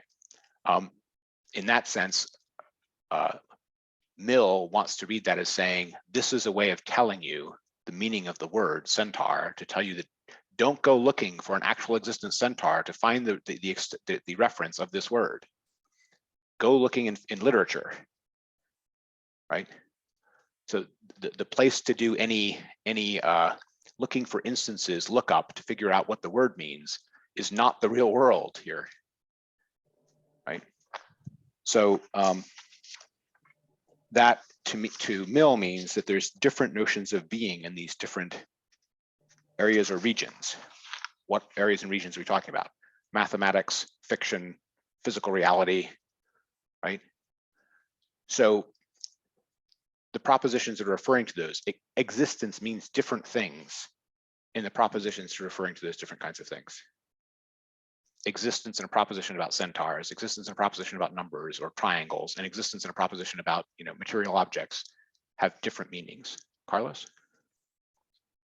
You just answered it. He's not negating the existence of centaurs. He's just saying that their existence is not something that we can grab with a hand. Well, he kind of is, because for Mill, existence as a fiction of the poets is not full-blooded actual existence, right? And Heidegger would read that as the centaur that is only a fiction of the poets still exists in some sense, that has some notion of existence attached to it. That's Heidegger's point. It's not Mill's point. But the Mill, okay. Mill's point is, if you say a centaur is an animal with the upper parts of a man and the lower parts of a horse, you're trying to explain the meaning of this concept, right? But you're not going to be able to understand what I meant by putting those words together by going out and finding one of those things, right? The Hobbesian version of how to understand the meaning of words was that you looked at the reference, you looked at the things that they were trying to be about. They were just names, they were just pointers at things, and you had to look at the relations among the things to figure out what they were pointing to. If you wanted to know what centaur means, you were supposed to go find a centaur and see what it looked like. Well, you can't, there aren't any. So how do you figure out what the word centaur means? The answer is you have to know that all the existential statements about it are statements about a fiction. And you look for it in fiction, not in reality. Joe? Well, I'm wondering, in terms of this word, use of the word existence, I think that imaginary things, which clearly do not exist in the physical world or in reality as we would normally use the word, maybe we should use it that way. But the fact that it can be replicated by different minds with gaps, without even direct communication between the original conceiver of the idea and the person that's now thinking it, such that it could show up as a cartoon story in a Disney creation, means that somehow it exists. But it exists almost in the same ethereal way that mathematics exists. And that's so I'm trying to think about how. Yeah, but with far less necessity than mathematics. So you're right that there's a tissue of problems here, and Heidegger's kind of his own take on snarling those problems, in which he's going to claim that each of these things has its own regional ontology, meaning of exist in that region. And he's following. So I like Heidegger. He's following Husserl on that, by the way. Husserl was the first guy who said that that's the answer to that particular problem, right? But that's not what Mill is saying. Mill is saying, if you want to know what the things about centaurs, all the claims about centaurs are not claims about centaurs, actual centaurs, because there aren't any actual centaurs. They're claims about the word centaur. Yeah. Okay. So Mill wants to understand those things which aren't actual as being sets of statements about words, right? This is the residual nominalism in him. And Heidegger points out that doesn't really work, right? When you're trying to have these, when you're trying to reason about things, you're not trying to talk about the words. You're trying to talk about the things to which the words refer. There's intentionality, directedness to the exterior reality you're talking about in the structure of the statements and judgments that you make about those things. So no matter how fictional they are, when you're trying to talk about the parts of centaurs, you're trying to talk about, in quotes, non-actual centaurs, right? Joe? Once again, the mute button. Okay, I can understand and comprehend a statement that says the centaur George internally conceived and had a baby centaur. Mhm. And in the frame of reference of it's all being fiction, yeah, of course I can make it up that way. But in this statement of using the discussion about centaurs, what's being referred to generally here is not my new imaginary creation using the fictional term of old, but rather my reference within the framework of how the word has been used in the past, talking about these fictional creatures dancing around Beethoven's Seventh Symphony and stuff. Because even the historical concept of centaurs being fictional constrains them as these kinds of creatures, and generally speaking, I see them as male personifications. So for them to simply, pop out a kid, would violate the historical tradition. Leave aside the historical tradition. The point that Heidegger is making is that Mill wants to talk about centaurs. We talk about words, stories and words. Stories are made out of words. They don't refer. They're just about words. So his favorite literature would be Alice in Wonderland, right, or something like that, right? But that sort of thing. But he's going to use the same kind of thing of it's just about definitions when he's talking about mathematical things. And because there again, you're not referring to an external reality that you can go verify for yourself, right? You're referring to something which follows from the definitions. And things that follow from the definitions have this same seemingly arbitrary, conventional nominalistic character, if I can put it that way. And the attempt to put an equal sign between those two things in Mill is something that Heidegger points out doesn't work, right? The triangle is not like the centaur. He says in the proposition, a triangle is a rectilinear figure with three sides. I cannot substitute means for is, for then it would be impossible to deduce any of the truths of geometry from this definition, which is no mere verbal definition, and yet such deductions are made. In the second proposition about the triangle, the is does not signify merely means, but conceals within itself an assertion of existence, but an assertion of existence of a mathematical kind, right? The point that Heidegger is getting at here is that this attempt to be thoroughgoingly nominalist doesn't deal with these other areas of pseudo-being, if you want to put it that way, well enough, right? It runs into problems with each of them. Why does Heidegger care? He's trying to show that there is no metaphysical neutrality of logic, right? That there are doctrines about what is and what counts as a full-fledged being and what existence means running around in the logical machinery itself, and that trying to turn that into a purely syntactical game about words won't work. You'll lose all the actual hooks into the realities you're trying to talk about if you treat it as just syntactic wordplay. That's the fundamental claim in this Mill section. So Mill does make a distinction between verbal propositions and real propositions, but he wants the real propositions to be the ones that we would say in a Popperian sense, have content about the world. They could be true or false. They are existence judgments in Kant's sense. But he wants to lump together all the things which aren't like that, the analytic propositions and the fictional propositions, as being just about words, and that doesn't quite work, is the claim. But what Heidegger is also bringing out the contrast between this and the previous. In the previous, Hobbes wanted to keep something like essence, at least for concepts like matter. And his point is that Mill wants to keep something like existence, at least for things like mathematical objects, right? So, or at least the distinction between things like mathematical objects and physical objects. So there's some existence notion that's touched upon by Mill, and the way in which Mill is not just a simple conventional nominalist, in the same way that there are some essence notions that were touched on by Hobbes. So there's a notion of is as essence and a notion of is as existence that are still there in these different stages of the logical tradition, where they're not actually managing to get rid of all of the being-like meanings of the cupola, right? Sometimes the cupola means essence, sometimes the cupola means existence, sometimes existence means full-blood actuality, not just fiction, right? Jason, Yes, would you just say it's attributable to Mill or to Heidegger? Heidegger. Okay. Yeah, Heidegger, good question. And I mean, Heidegger does give got- Mill some credit. I'm sorry, go ahead, Mark. You had a question? I want you to finish your thought, but I was just wondering how I don't think I've heard anyone mention Alexius Meinong and his ontology, where that fits into, or how it interfaces with everyone else's ideas.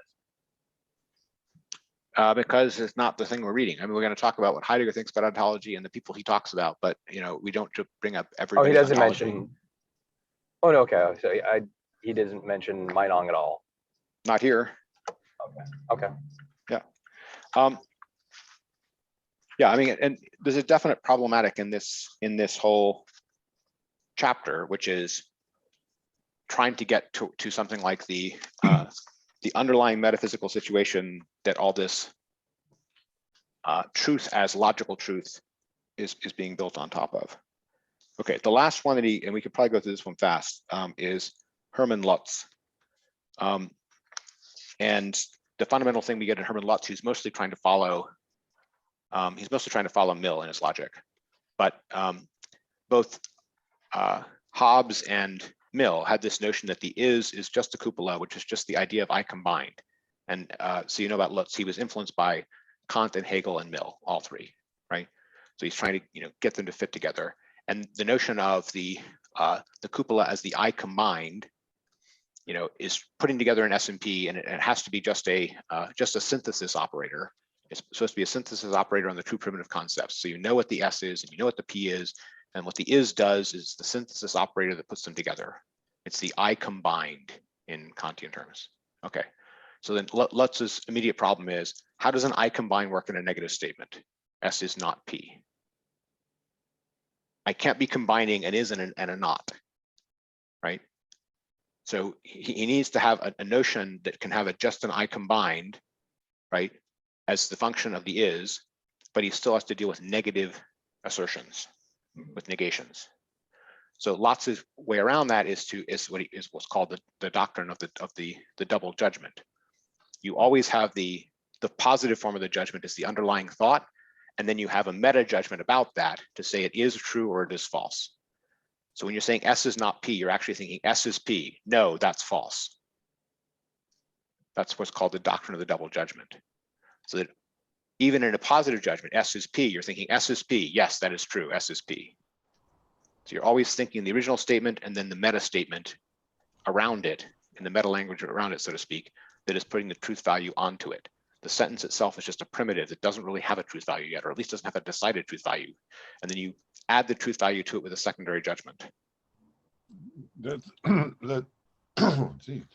seems to fit really nicely into the sort of social setting of this, right? In other words, I can see why you would say that, but I disagree. I mean, that I mean, to me, that's easier to understand anyway. That's more, embedded in the world. So as just a little addendum to Mill, this is sort of complicating it considerably. There's none of this complication in Aristotle, but why does this matter to Heidegger? Heidegger thinks that there is something clever about this, and that it is noticing a problem that was there in the previous logics that other people might not have noticed, but he doesn't think that it's a satisfactory solution. Why? I mean, for one thing, because he thinks that first of all, it's contrived, but second of all, the reason it has to do this contriving is because it's outside. It's viewing these judgments or truths as being from the standpoint of the words themselves. And when he commits himself to the notion that when you're saying S is not P, that you're first having the judgment that S is P and then you're negating it, he's kind of doing a bit of armchair psychology, right? In order to try to make you into a more mechanical logic machine.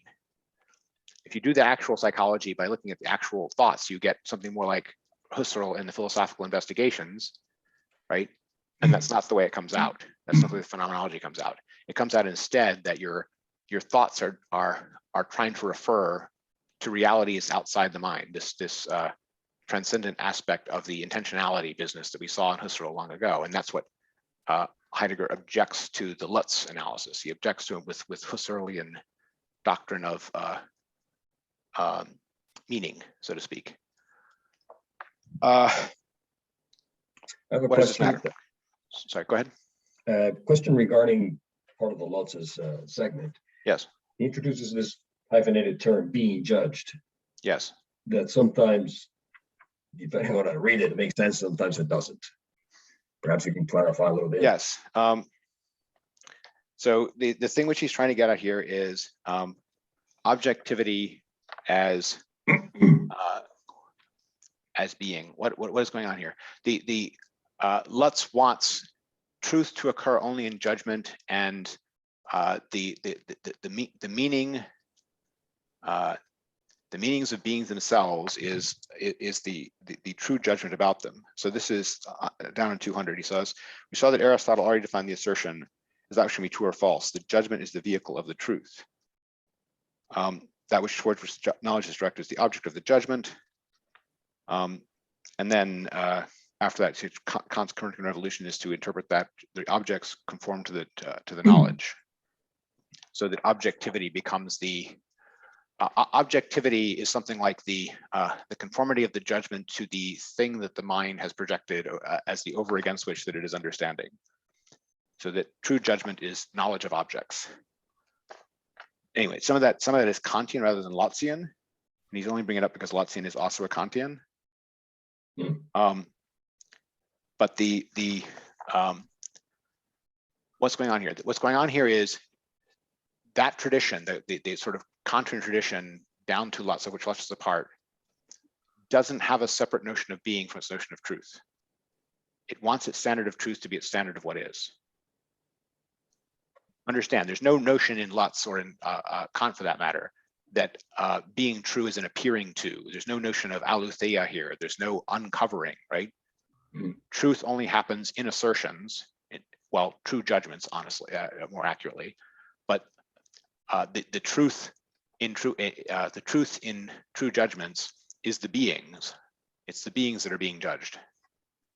So being as the truth of a true judgment is what Heidegger externally is diagnosing in both Lutz and Neo-Kantianism more generally. Is being judged a Heideggerian term? Yes. That's his. It's his, but what he's using it for is this notion that what is and what is judged to be true as what objectively appears, those three being equated with one another, this notion of objectivity as not only truth, but as tribunal of what is and what is not. That's what he's detecting in all three of them. Okay. Right? Kant is a somewhat like a Protagoras. His Copernican revolution is kind of a Pythagorean revolution. Protagoras is the guy who said man is the measure of all things, of things that are that they are, and things that are not that they are not. In Kant, the object standing over against the mind is the thing about which the judgments are being made. It's kind of the mental thing rather than the unknowable external thing in itself, right? But the mental thing about which you're having the judgments is the things that there can be truth or falsity about. It's the object. Okay, so Heidegger then glosses on all that. This has turned objectivity into the standard not only of truth, but the standard of what is. And plenty of Neo-Kantians would not object to that. They would say, objective reality is being, is truth. That's the sort of position of the Neo-Kantians. He's claiming. Okay, and that's what he gets to in 201, where he says, being judged of a true assertion equals objectivity equals sense. And he's saying that that's what you find in the logic of knowledge of Hermann Cohen, founder of the Marburg School of Neo-Kantianism. Right? So that Right. Something being objective, something referring to objective reality, something having sense. These are all being equated with one another.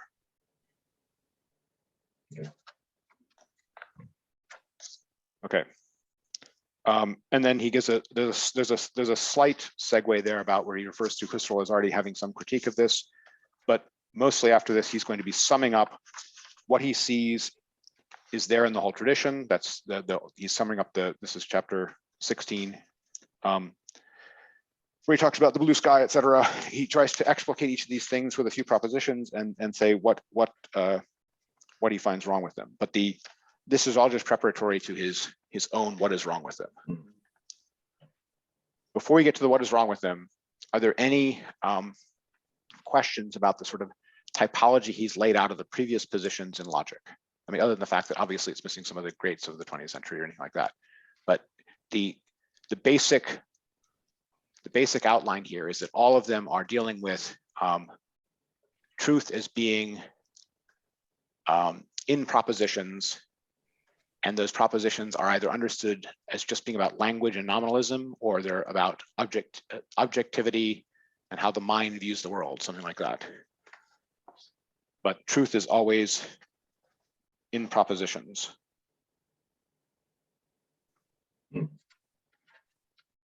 Okay. A little trouble at the top of 205. Sure.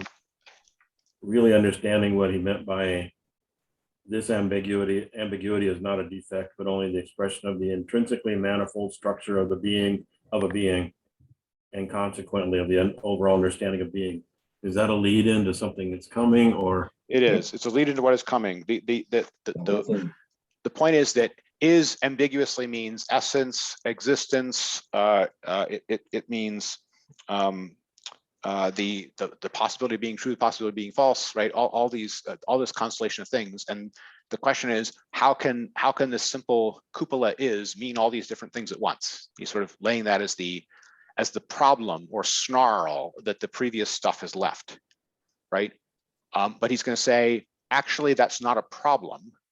All of those things are going to fall out naturally as soon as we examine the actual ontological situation in which anything like truth can arise, right? And the point I saw that that entire first half of page 205 as an introduction to what he intends to do. Yes, it is an introduction, and it's trying to set up. But the point is, he's trying to set up the contrast between the snarl he's just described and how much sense it's going to make when he's done with it, right? And it's meant to be, why is there this bewildering variety and why are all these problems? And then he's going to show you the ontological situation in which anything like truth arrives and change around the direction of a bunch of these things. And from his point of view, everything's going to fall into place, click and make sense. And all these different meanings are going to be easy to read off from the different moments of that structure. Where that structure means the ontological structure of there's a mind understanding a reality and all these other things in between, right? The point is to start from the ontological situation in which anything like truth arises in the first place. And from that ontological situation, you'll be able to read off all of these different moments. That's the claim. Okay. There are aspects of that. There are aspects of what results when he does that, where he's going to be agreeing with pieces from this tradition, right? He's going to be agreeing with this thing with Aristotle that truth is not simply in the things themselves. He's not going to entirely agree with him that means that it's just in the mind. But he is going to agree that, truth is not a being you can stub your toe on like a rock. Okay. He has also already, even by this point, before he even gets to his own things, he thinks he's already shown that nominalism is untenable. He thinks it's going to be even less tenable when he gets done, but he thinks he's already shown that the attempt to do all of this without having any metaphysical commitments whatsoever and treating it all as just being about names for things won't work. So that's sort of where you have to be to be up with him, level with him as he starts off the next section. If you're not there with him there, it'll be hard to follow what he tries to do next. Okay. This is the stuff that starts on really starts on bottom of 205, but it gets going on 207 on the the phenomenological display of the essential structures of assertion. Okay. I'm going to pause there for a second because before I try to be expletive about this, it would be great if you guys can tell me things about this that did and did not make sense to you already in this section where he's explaining his own position. I have my own take on it. I have my own way of explaining it, but if I know which parts of it were clear to you, which parts made no sense, which parts puzzled you, were hard to follow, it's going to help me. I'm going to think about that for a second. I'm going to get a cup of coffee and we'll continue in 1 minute. Me too.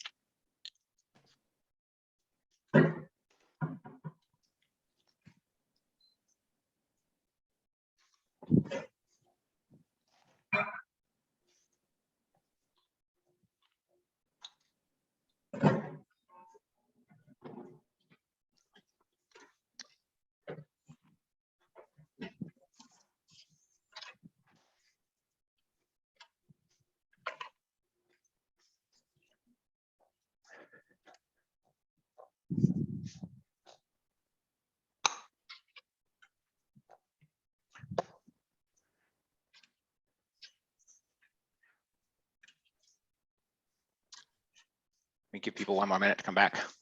Everyone got their own drink. Mine is brewing. There you go. So did anyone want to start with their questions or their puzzlements or the parts that were or weren't clear about his own exposition? Carlos, go. Excuse me. Well, I have a few, but the main one that I struggled with and still continue to struggle is the concept of logos. And Heidegger may be exposing his own, presenting his own version of it. I realize that there are many other interpretations of the concept. In fact, I wrote myself a note, a tentative description of what I understood for logos as a synthesis of a thinker, an object, and the word ascribed and attached to that object and its meaning.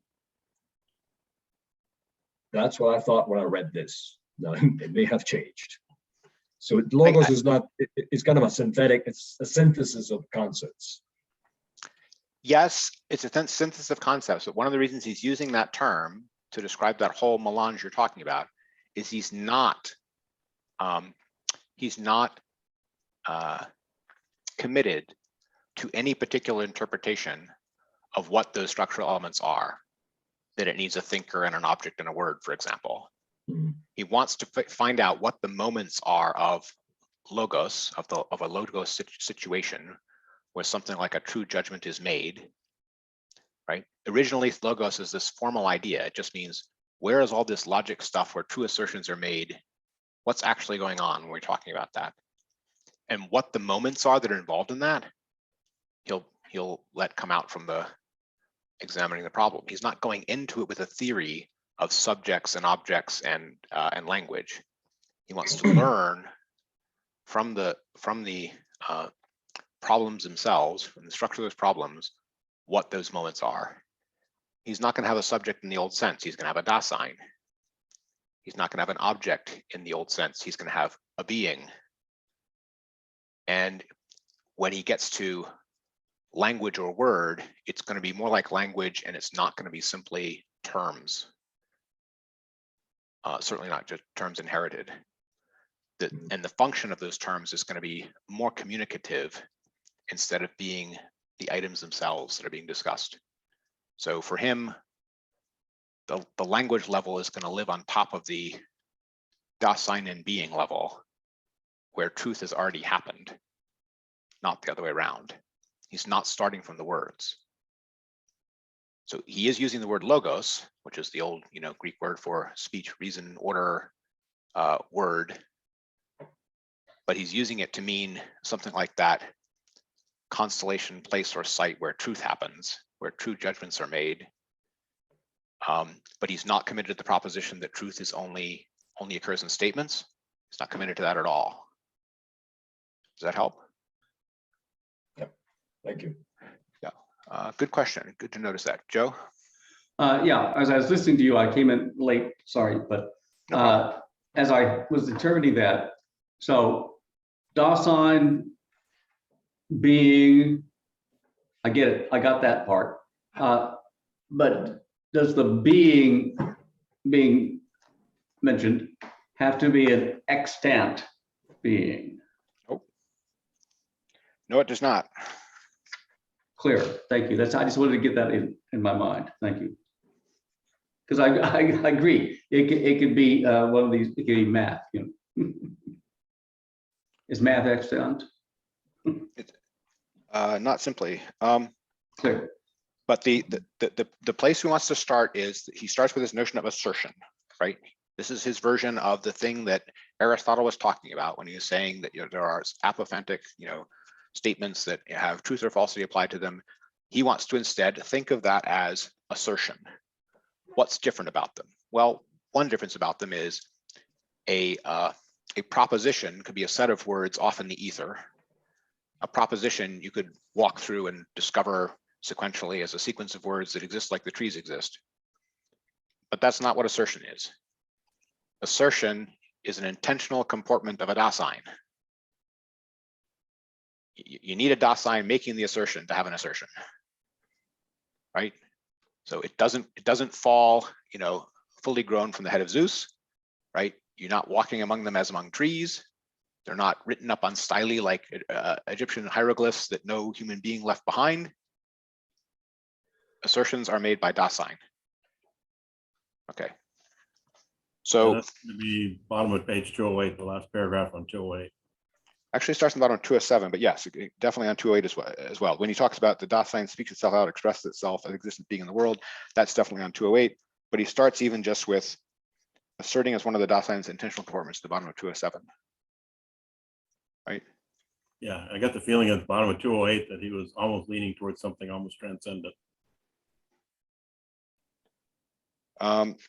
Certainly in his sense of transcendent, maybe, but the first thing to understand about assertion is not the original site where truth happens.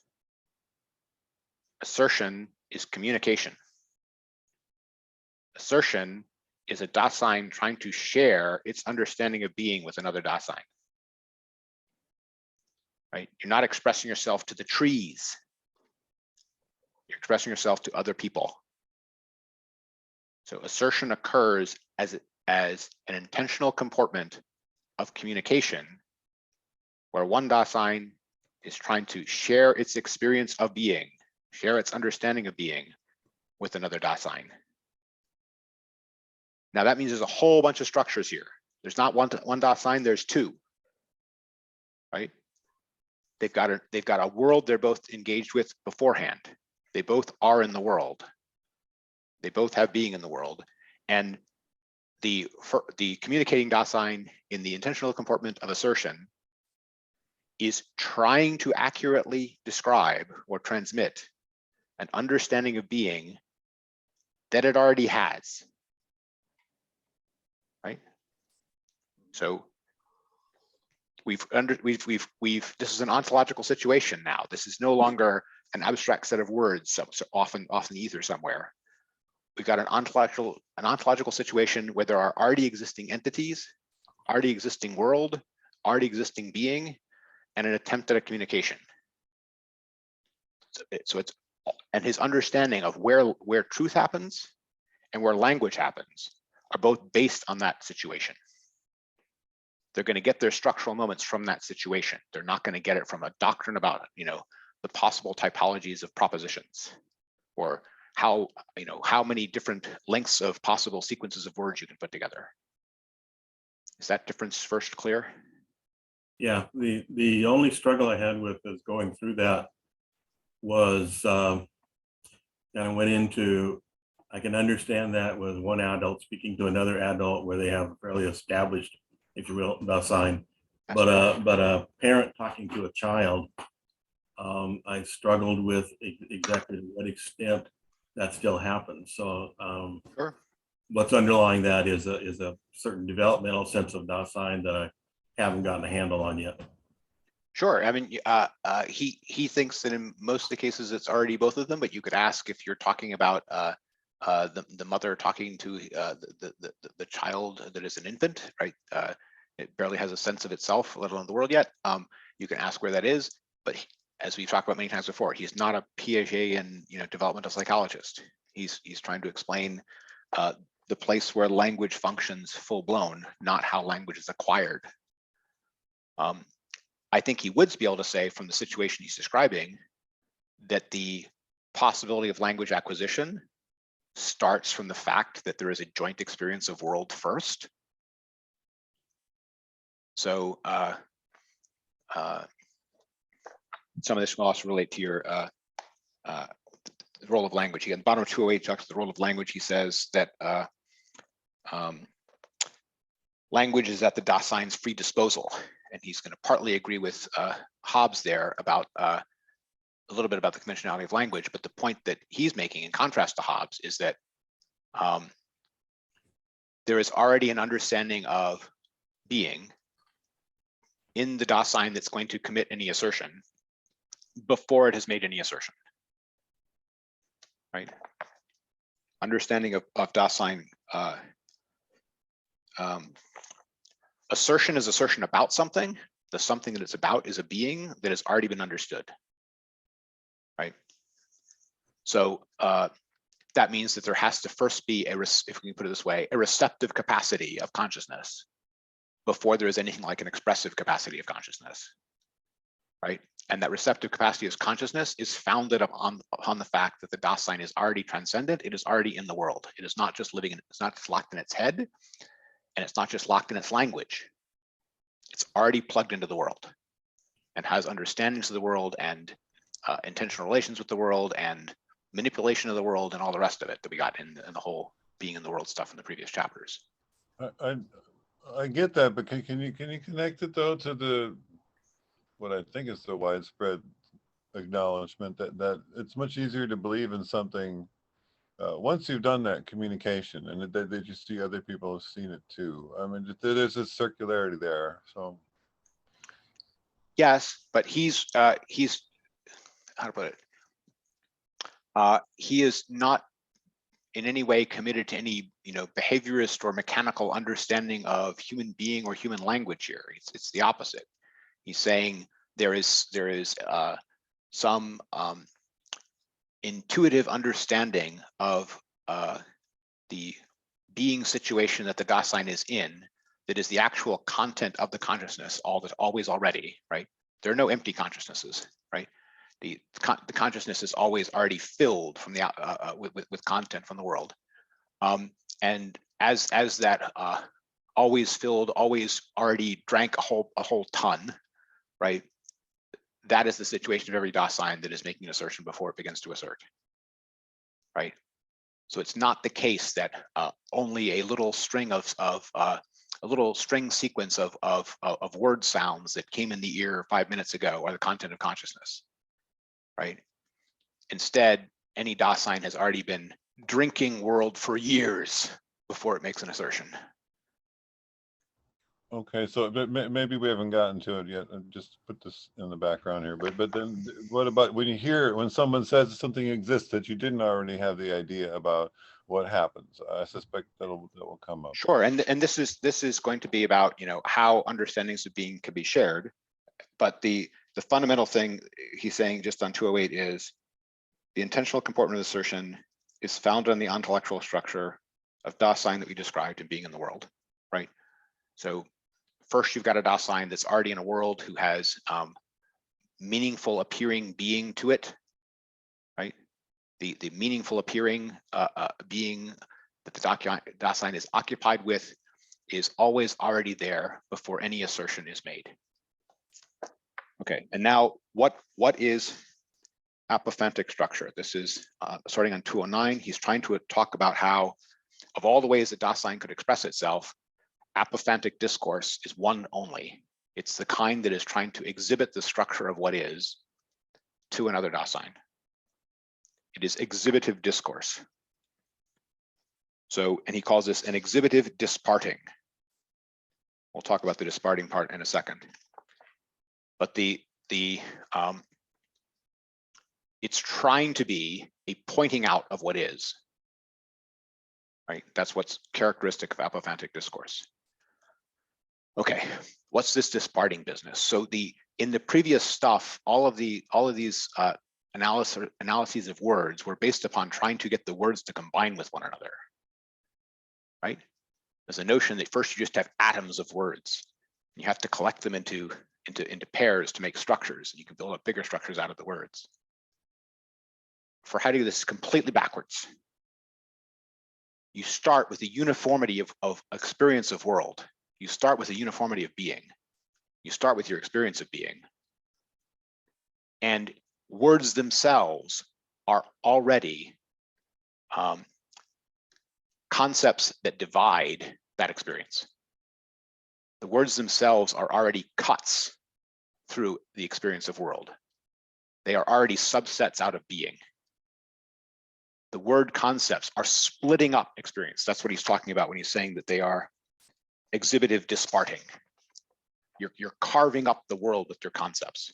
You're carving up the world with your words before you've said anything to anyone else. Carlos? Maybe related to what you're just talking about now, back on page 206, he has this network of word, meaning, what is thought, and so on. And I actually plotted it for me to understand it better. And I came to the question of the relationship between word and what is thought. And my note says, how is that even possible? Direct relationship between word and thought. Is that what you're alluding to, that it should not be allowed? There's no should not be allowed here, right? That he's trying to explain that the problem is not how you get words to combine with each other.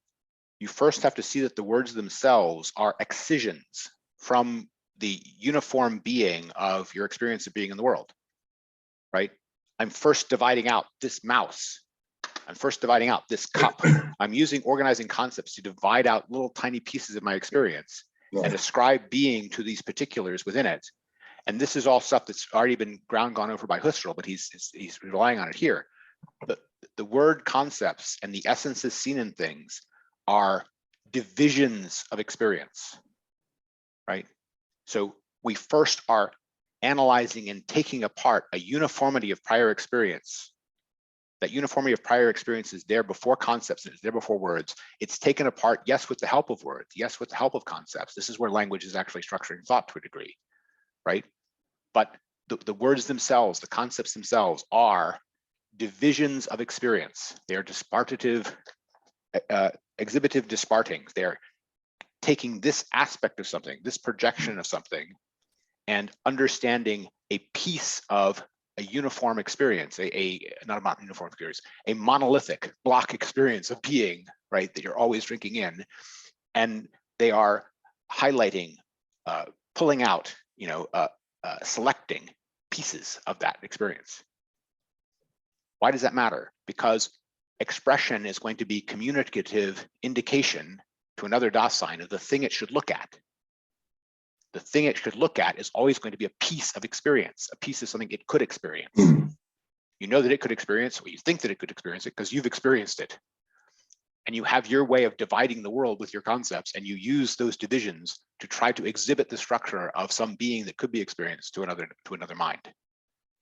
He's trying to explain how communication can happen by first telling you how understanding can happen, and understanding happens as analysis of the uniform block of interior experience. You have to have those divisions already, right, in order to be able to communicate with terms that are not ohm, right? You don't say being happens. You don't say ohm to everyone. You say particular things. Why do you say particular things? Why do you use particular words in the first place? Because you're dividing up experience. You've already factored experience into aspects. Those aspects are your words and concepts that you use to communicate. You're using them to communicate because you're pointing out particular aspects of experience to somebody else. But the words themselves don't have to first be put together to mean something. The words themselves are already divisions. They're already analytic. Every word is already an analysis concept in itself. You know, incidentally, this is just like what I'm thinking of here is when I used to do English as a second language, and you had to teach someone who was another Dasein, but they didn't have your language. And a large part of what you do is you say, this is a, and you point to something. This is a, and you point to something. So they are connecting their experience to the word that you're using. Yes. And in fact, that's exactly what a mother teaches their Yes. child. Pointing to, yes. This is your nose, this is your. Yes, you get to use the other aspects of the environment. This is something that you get in sort of language and stuff in later Wittgenstein. You get to use other aspects of the situation besides just the words for people to anchor them to. Joe?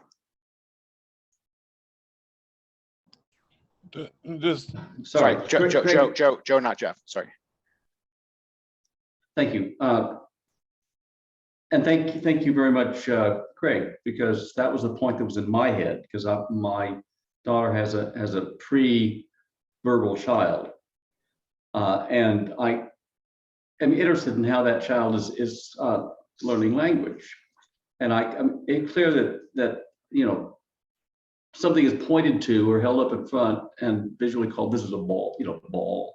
And so, and that's a building block. So whatever the child's general, you know, view of the great scene of confusion was, this particular thing now has been separated out and called ball. And that's a very interesting thing. And Craig just went over it, and I thought it was great with the other language teaching. Yeah, sorry, Jeff, did you have a comment? yeah, I'm looking at the text. I just wanted to get settled, for myself at least, the etymology of disparting. I mean, at first I said, why did he just say partition? But then the very next sentence says, it does not have the sense of a factual taking apart of a given thing into pieces, but it's apophanic. So displays the belonging. So can you just like? Yeah, so he's trying to distinguish between analytic for display as the highlighting of different aspects from actually physically dividing the thing up, you know, with a chisel, right? You're not physically dividing reality with a chisel, you're displaying different parts of it, right? That's what he's talking about, is disparting. It's related to display, it's a belonging together of manifold determinations, right? So it's making distinctions between things, not making incisions into them, right? You're not physically cutting the world, you're analytically distinguishing things. There's more of that. Spotlight on the concept. Yes, there's more of that actually talked about on 210, but we'll get to that in a second. But the fundamental thing is that both the synthesis and the diaresis, that is the putting together and the taking apart in assertion, are all intrinsically display, meaning they're showing, they are exhibiting, they are highlighting. So there's something that's being displayed. And he says that this is not a handing over of words, nor of ideas from one subject to another, as if it were an interchange between the cycle events of different subjects. This is on 210. To say that one Dasein communicates by its utterances with another means that by articulating something in display, it shares with a second Dasein the same understanding comportment toward the being about which the assertion is being made. So you're not, if you're doing apophanic discourse right, you're not pointing other people at your words, you're pointing them at the thing that the words are about so that they can experience it themselves directly. And they're meant to read off from the thing that they can then experience directly, the characteristic marks that you have highlighted to understand what you're saying.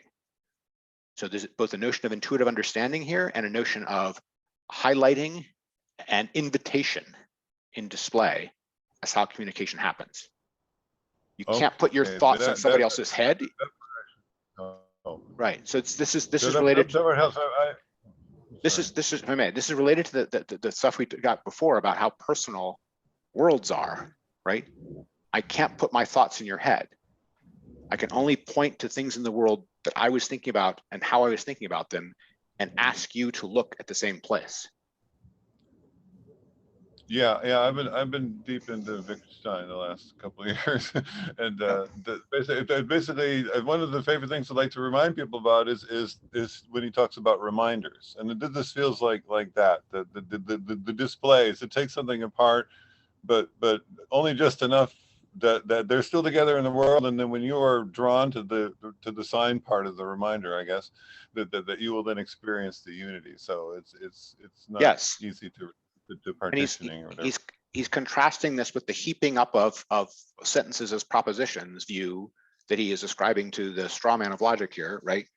Communications are not a store of heaped up propositions, but should be seen as possibilities by which one Dasein enters with the other into the same fundamental comportment toward the entity asserted about, which is unveiled in the same way. So it's mutual contemplation of the being or object, not necessarily physical object, of the being meant, right? And which is politically important, because then it puts both the one who's asserting and the one who's receiving on the same footing, instead of one having been instructed. Right. correct. It even has the form of invitation, and the person invited can always stop his ears and not hear, right? Yes. And he says, not all discourse is a sequence of assertions and such communication. That might be an ideal of scientific discussion, et cetera, et cetera, et cetera. But the point is, he's not saying that this is that all discourse happens as communication of this kind, but that's what apophantic discourse is trying to be, right? It's trying to be exhibitive disparting, that is pointing the other mind to the highlighted aspects that you're focusing them on. Carlos? Along those lines, could you elaborate a little bit on this communicatively determinate term that he highlights?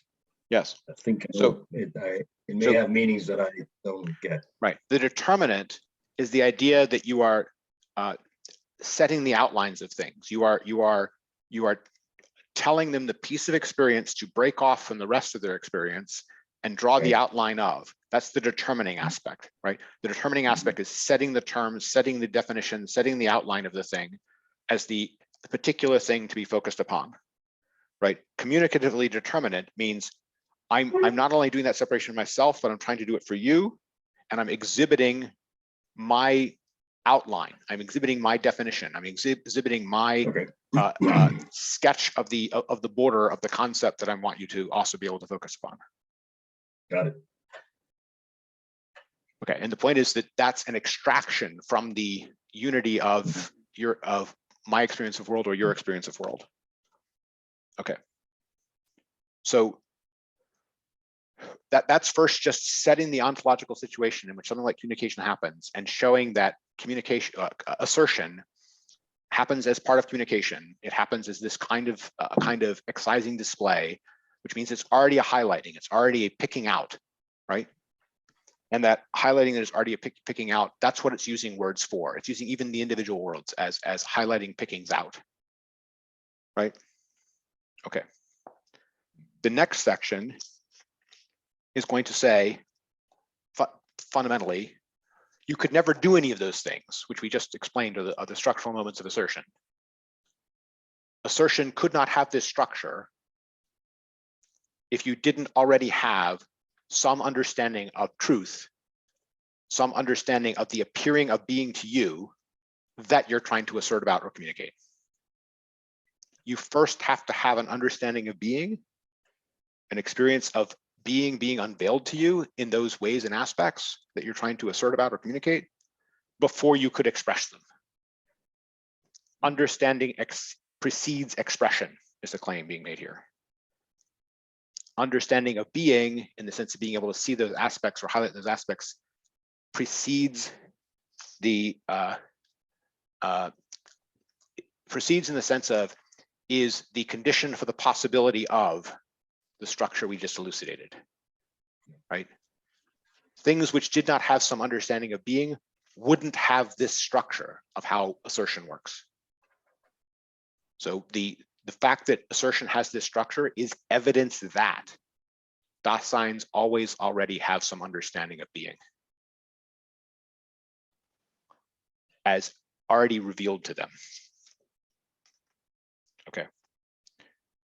So this is on 211, where he says, in an assertion about something, that understanding of being must necessarily achieve expression in which the Dasein, which is doing the asserting, that is doing the displaying, already exists as such, since as existence, it always already comports itself to beings understanding them. So no assertion without prior understanding of being, no prior understanding of being without unveiling of truth to the Dasein that's doing the asserting. Joe.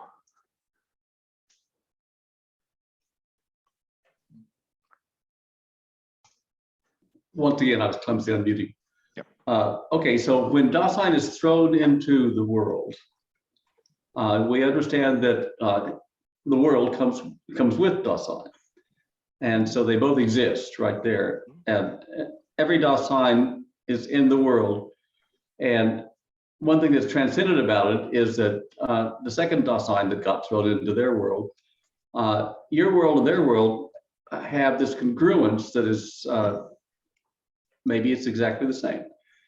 And then as the first Dasein begins to figure out and want to point out and make a distinction and or distinctiveness and communicate with the second Dasein, they talk about really what to each of them is each of their separate world, but it is or it might be identical. So this is the thing. There's no prior assurance that they're identical, but it's also not separate, right? They're both experiencing the world, and they are both communicating about the world. There's no prior guarantee that the beings that they experience will coincide exactly. None. Well, isn't that because of Heidegger's earlier interesting sort of talking about reality? But anyway, point is that yes, but if their worlds are not identical, it's because they see them differently in certain ways, certain micro ways. It's because the beings that appear are structured by the possibilities that each Dasein has for its own most possibilities, including its own possibilities for action, right? So attention and concern structure what appears to each Dasein.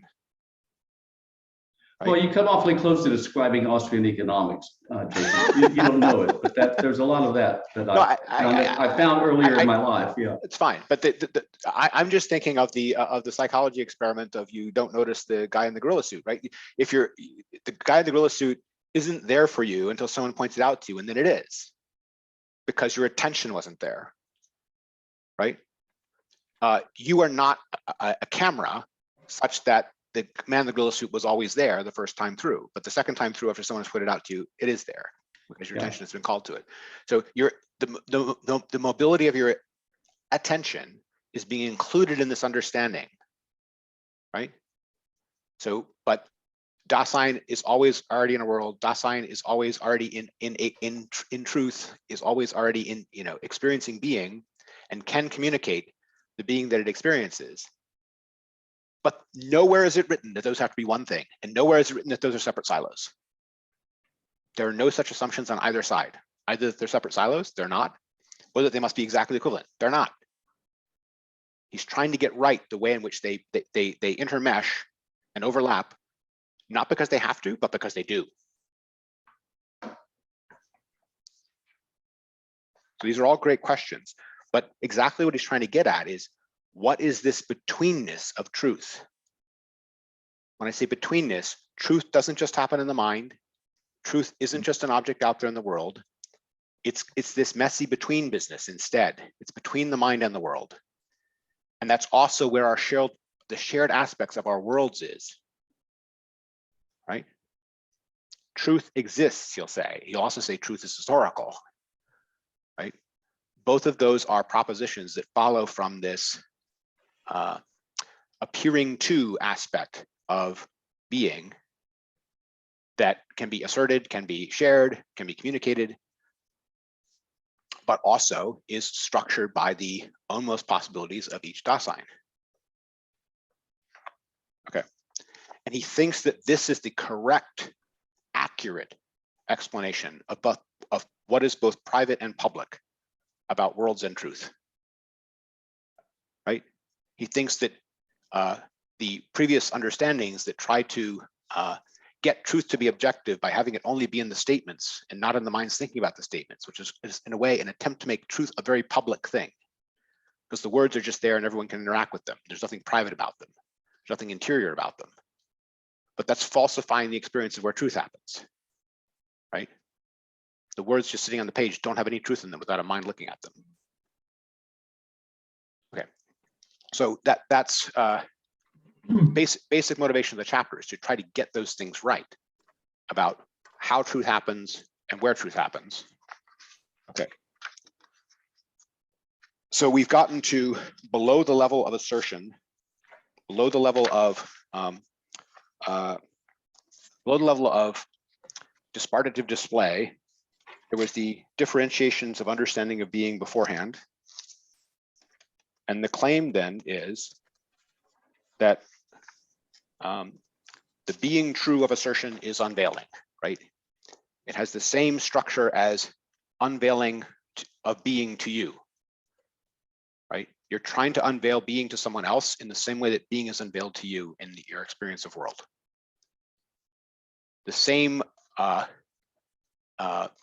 disparting analysis, the same dividing up with concept, the same highlighting that you do in interpreting your experience is what you're trying to use words to do to highlight for the other Dasein when you're engaged in communicative assertion.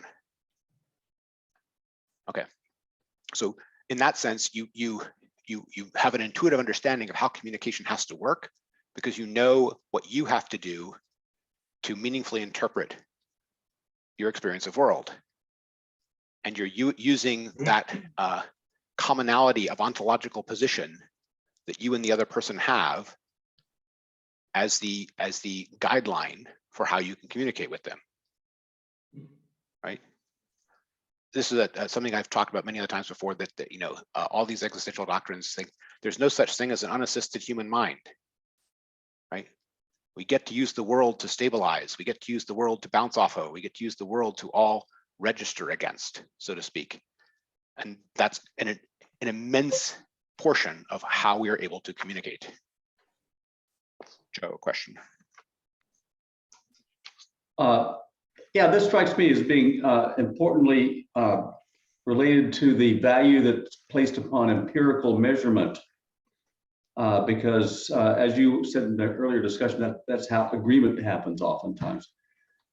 Because if I have encountered the world and now want to communicate my statement to you, my assertion to you about it, the reference to that empirical measurement is incredibly useful for you to see the same thing I am seeing. Yeah, yes, but understand a lot of that sort of modern science understanding of the role of measurement in that is exactly trying to get these public shared things to matter more, and the base layer of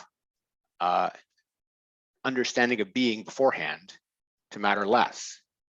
And Heidegger is partly disagreeing with that in the following sense. It's easy for normative claims about how that's going to be, you know, more possible to turn into instead false philosophical claims about how it actually happens, right?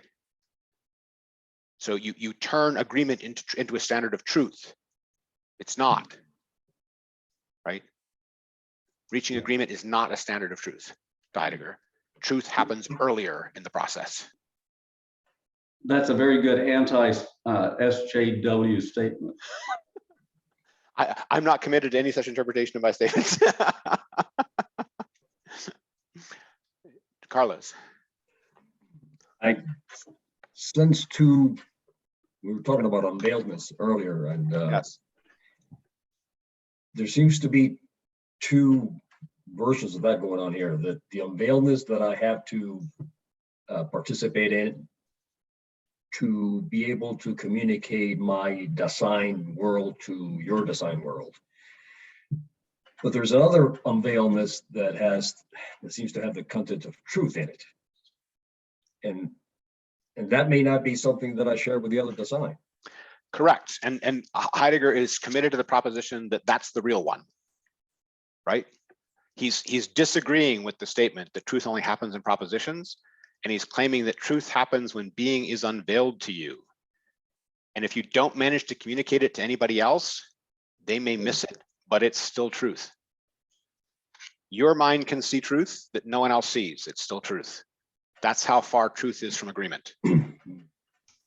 Right? Yeah. Joe? Well, I hate to inject once again, But that's exactly the central point of the Austrian theory idea of entrepreneurship. Sorry, One guy sees an opportunity and another one doesn't. Joe, I know that these things are useful for you for translating, but you honestly have to keep them to yourselves because they're just disruptive for everyone else. They're trying to understand Heidegger. They're not trying to understand Austrian economics.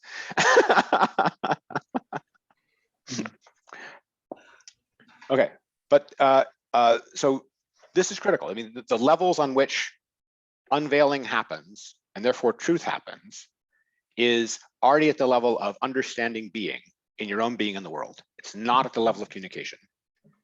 And communication happens after that. Now, yes, it is true that if someone else communicates with you successfully, he may enlarge your experience by the things that you can see and the being you can understand from the things he brought your attention to. That's how communication works when it works. But it's working precisely by dropping you back down to that level of your own experience of things and not up at the level of the words that are, helping one Dasein see what another Dasein saw. Okay. So the being true happens at the level of the unveiling to the individual Dasein. In this sense, there's a individualist understanding of truth in Heidegger. And that's the only one possible. It's not the only one possible. Anything which sees truth in agreement and truth in the intersubjective doesn't agree with this, right? One man alone in all the world can see the truth when everyone else disagrees with him. Try telling that to Hegel, right? So he's not agreeing with Hegel on the point. Okay. No, when I said is it the only one possible, the only one possible for me in that case. There you go. There you go. Right. Is it right? I mean, you can definitely say there's something about it that feels right because it's very attractive, whatever. But it's certainly not the case that everybody agrees with it already, right? No, not necessarily. No. Yeah. Okay. Fair distinction. Okay. So having said all that, right? He's got a whole bunch of claims and a worry. The worry is that people are going to think he said truth is subjective. It is. And they're going to understand it in too subjectivist a manner in the old sense, and they're going to think that results in subjectivism and relativism. That's the objection that he is worried that people are going to have to this.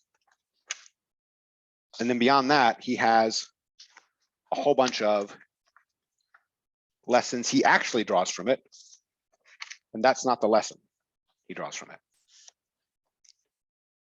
So it's not to him it does not result in something like subjectivism, but it does result in something like truth has a history.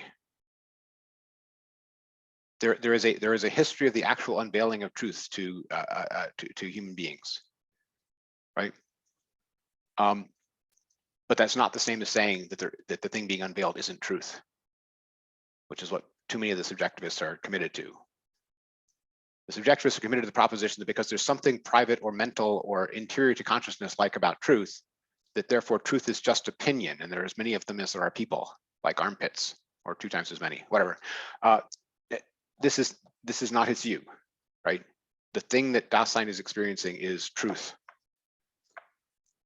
But here's the key point: truth exists. It's not an extant thing like a billiard ball, right? Therefore, it exists only as long as there is Dasein for it to appear to. Dasein requires, truth requires Dasein in order to be. It has the mode of being of existence, just like Dasein itself. Okay. And that means, by the way, he says, almost in passing, although it's not in passing, because to him, this is a huge part of the point. Therefore, it is pure dogmatism with no basis or justification to say that there is eternal truth.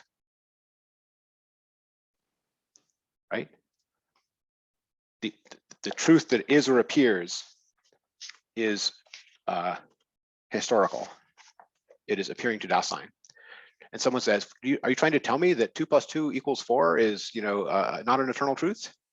He says, the things that 2 + 2 = 4 is about may be true even when there is no Dasein, And saying that it is historical does not mean that 2 + 2 = 5 when there is no Dasein.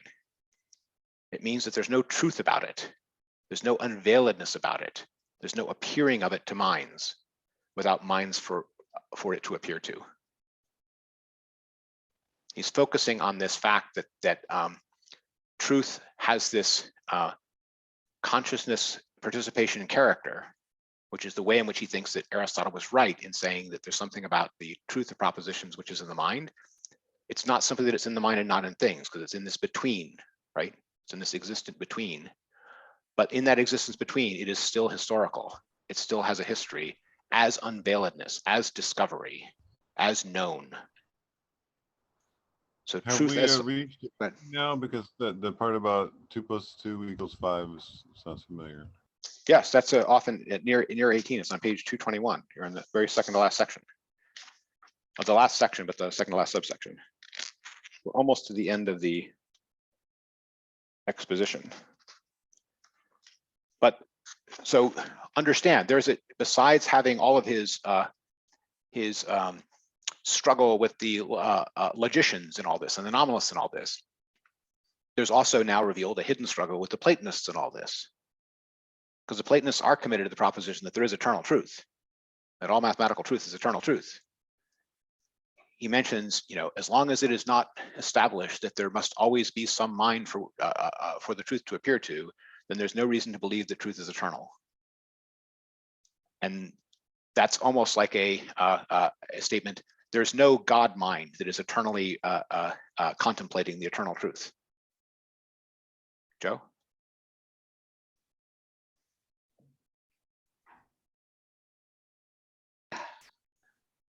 Assuming, okay, here we're talking about a concept like 2 + 2 = 4. Mhm. And there's not a Dasein around to uncover it. Yes. Okay, would it be accurate to say that the proposition, but that the whatever 2 + 2 = 4 might be is factical?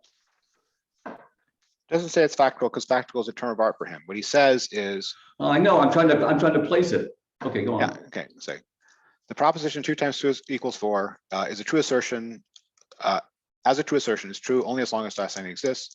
If in principle no Dasein any longer exists, then the proposition is no longer valid, not because the proposition is invalid as such, and not because it would have become false that 2 × 2 = 4 and has changed to 2 × 2 = 5, but because the uncoveredness of something as truth can only coexist with an existing Dasein that does the uncovering. But something uncovered has to be factical. He's getting at exactly this in-betweenness of truth. It requires both the mind and the truth of the thing that the mind is understanding. And the mind side of that ontologically required dyad is not eternal. So the dyad can't be eternal. So he says, immediately following sentence, there is not a single valid reason for presupposing eternal truths. It's the immediately following sentence. He thinks it follows from what he just said, right? So the claim is that because the where truth happens and the way in which truth is that it is not in the mind and not in the things, but between them in a relation. And the kind of thing that it is the way that it is that it exists. That because of that, there's no reason to presuppose eternal truth. For there to be eternal truth, there would have to eternally be some mind consciousness, Dasein, whatever, to whom being was appearing. Question. I'm sorry. Okay. Joe, hold off. Carlos?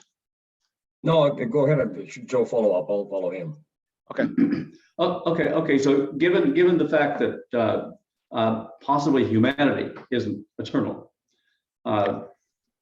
okay. Which he spent a previous chapter insisting upon, right? By the way. As long as we have these, more than one Dasein that I'm sort of thinking about. One encounters the being of the world in which they are existing, exists as opposed to extant. They exist. The world and Dasein is right there. And there's another one. And the first one wants to talk to the second one or make these various statements. Mhm. And we know already that there's a gigantic congruence of the world that both were thrown into with wherever they were thrown into. Yep. Now, the question is that the first has uncovered and wants to possibly make an assertion about the truth of the discovery, which has been that 2 + 2 = 4. Mhm. And to get this as part of a bridge to the second Dasein is, hey, look at this. Mhm. Okay, now assume that before that could happen, and just before that, the second Dasein, without any prompting, also uncovers or could uncover the 2 + 2 = 4, because they're in the same world, Sure, of course. but hidden to both of them until the first one notices it and Yes. then asserts it to the second. Then the second sees it and says, oh yeah, bingo. The issue I'm trying to get to is this thing that has been hidden to both of them in the beginning, but as part of the world of all of them. Mhm. Would it have any particular way? And I just picked the word factical because I couldn't think of anything else. Right. So what he's saying is that this stuff that is revealed is being, and has the character of truth, right? It does not have the character of the intraworldly extant. It's not like a billiard ball is. The manner in which you and I can happen upon the same mathematical truth, because it follows from definition, say, and we both discover it, is not the same as it's a billiard ball in the room with us. But to what extent is it in everybody's room, not yet uncovered? Here's the point. It is something like mathematical truth is discoverable that way. We say it's mathematics because it's already known in a sense, right? That means it's in principle discoverable, but guess what? There's no way you can discover all of it, right? As we know, yeah. Remotely, right? But it still is different from the intraworldly, right? The intraworldly, why? So this is, some of this is only going to come up in when we get to the last part, but they're differently related to the category of time. The billiard ball, the billiard ball in the room is a persistent structure in time that exists in the mode of actuality in an intraworldly way, and 2 + 2 = 4 doesn't. Okay, but he's not going to explain that difference by saying that 2 × 2 = 4, which I think is easy. He's saying 2 + 2. He says 2 × 2. It makes it a little bit harder. He doesn't explain that difference by saying that 2 × 2 = 4 is an eternal truth, right? Because for him, truth means unveiling, and unveiling needs the Dasein pole. Thank you. That's a very excellent clarification. Okay. And by the way, one of the reasons he's doing this, besides just poking a finger at the Platonists, he's sorting out the being becoming confusion of previous philosophies like Nietzsche, and he's also setting things up for, as we get in the latter part, a structure of these things in which the Dasein being pair is going to be a kind of ontological core that will have a fundament or an encircling by time. Dasein is temporal, is where we're headed, right? So truth is temporal as unveiling to Dasein. The status of the time category is being uplifted considerably compared to the Platonist understanding, if I can put it that way. Okay. It might be useful for anybody who's here for the first time that one reason we're doing this book is because it basically came out right after Being in Time. Yes. And it's the alternate exposition. Yeah. Or the continuing exposition. That's right. It's Being in Time came out just before this, and this is in some ways an easier entree to the same problems. Although when we get to the beginning of part 2 next time, he's going to tell you at one point, now I presuppose that you already understand everything in Being in Time, right? So there's that, because it is afferent. Also because he's just running out of time, so to speak. Carlos? Continue sliding back to the subjectivism of truth being, I don't say being, it appears to me that truth is necessarily attached to a particular design, whether it be the same truth as another design has.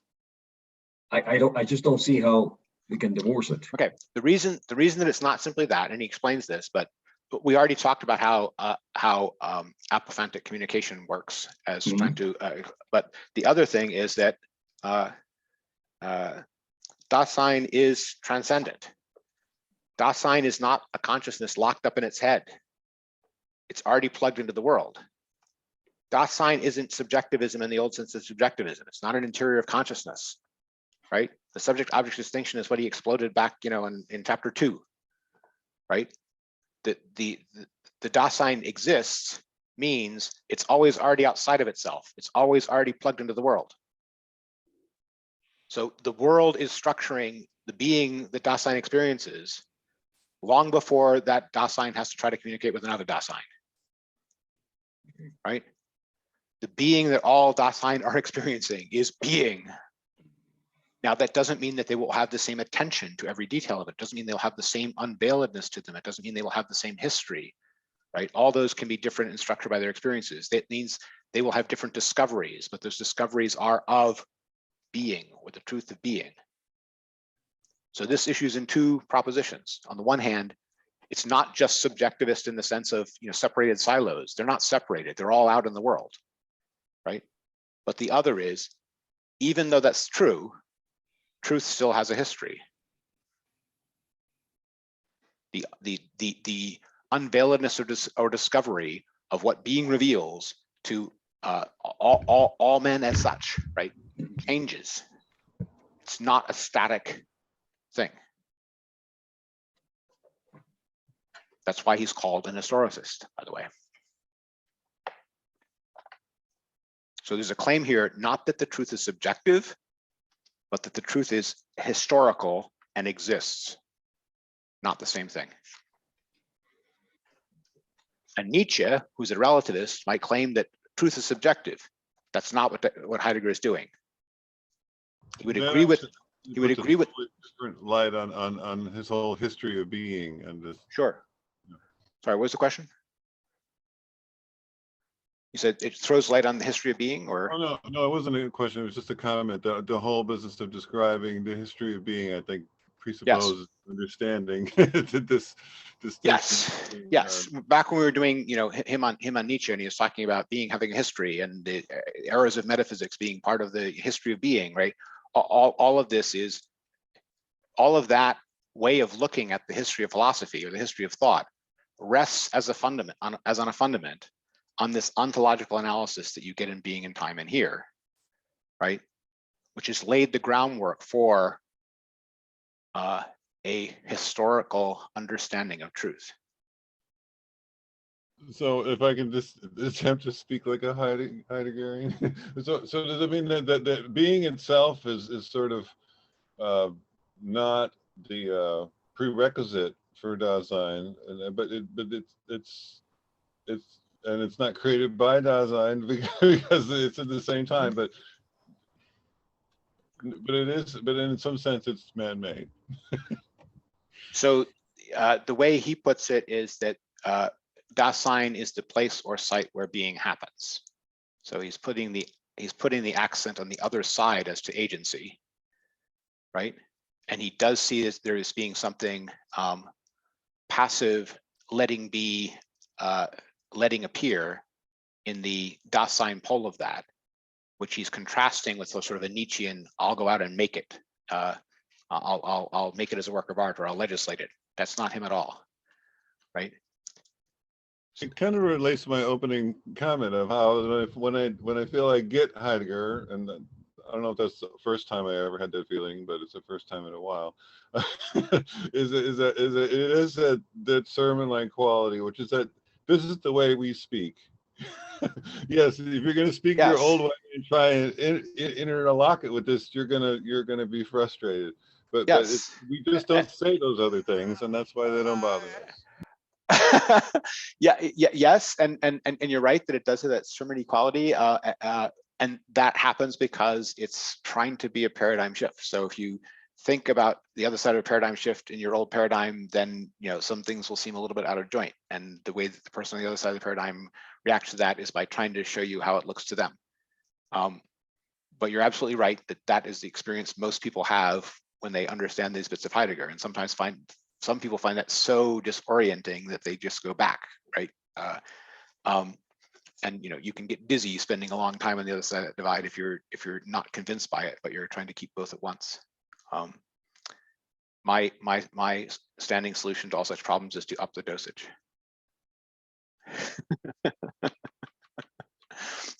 Be able to experiment with every philosophy that way, and then you'll be free between them, so to speak. Carlos?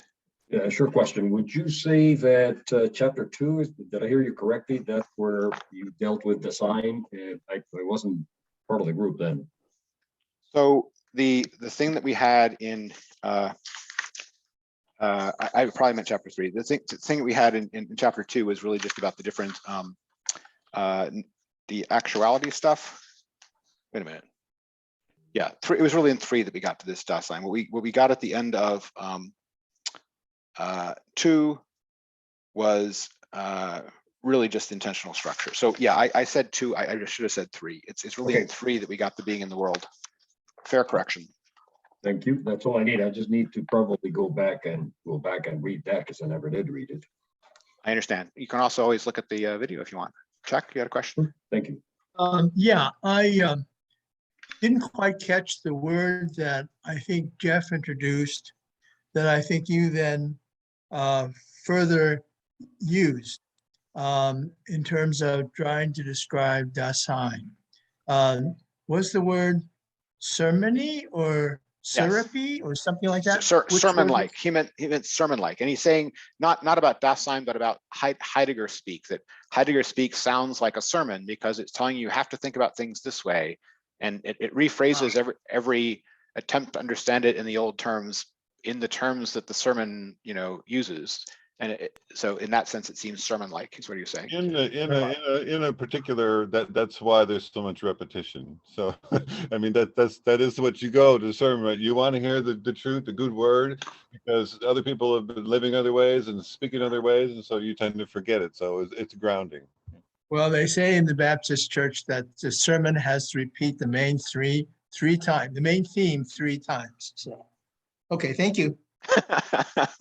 I actually counted at least 7 versions of okay, I'm struggling to this. They just say the same thing over again 7 times, which is fine, but it's just yeah.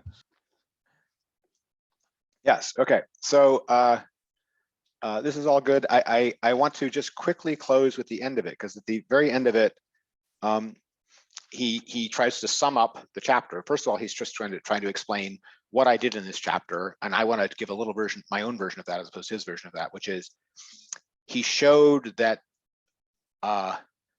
nominalism is not tenable, that the logical understanding of the is of the cupola is unable to excise itself from any metaphysical or ontological commitments, that it is naive about the actual ontological situation where anything like truth of discourse happens, because it's got a lot of inherited understandings from Aristotle about how propositions work that it just takes for granted and doesn't re-examine. And that if you go to the actual ontological situation of Dasein understanding the world and communicating about it, you can unsnarl those things. But part of that unsnarling is to recognize that the level at which truth happens is prior to discourse, not within discourse, and that the place or site where something like truth happens is not simply in minds or simply in words, but is between words and things. It is between minds and beings. It is about being, but it is as being appears to Dasein. Okay. The other thing we got along the way in there, which I maybe didn't highlight enough in that last section, is this means Dasein is always already in the truth. Dasein lives in truth as unveiled being. Okay. So he's, and from the standpoint of like later philosophy and philosophical concerns alien to his own, this is trying to show something like that metaphysics and ontology ground discourse, not the other way around. There's a lot of later linguistic philosophies that try to explain metaphysics or ontological commitments as just, delusions of language or something like that. This is the diametric opposite of that, right? Language and how language works is grounded on the correct ontology.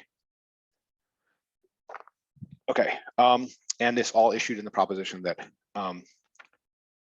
truth as the appearing of being to Dasein has a history.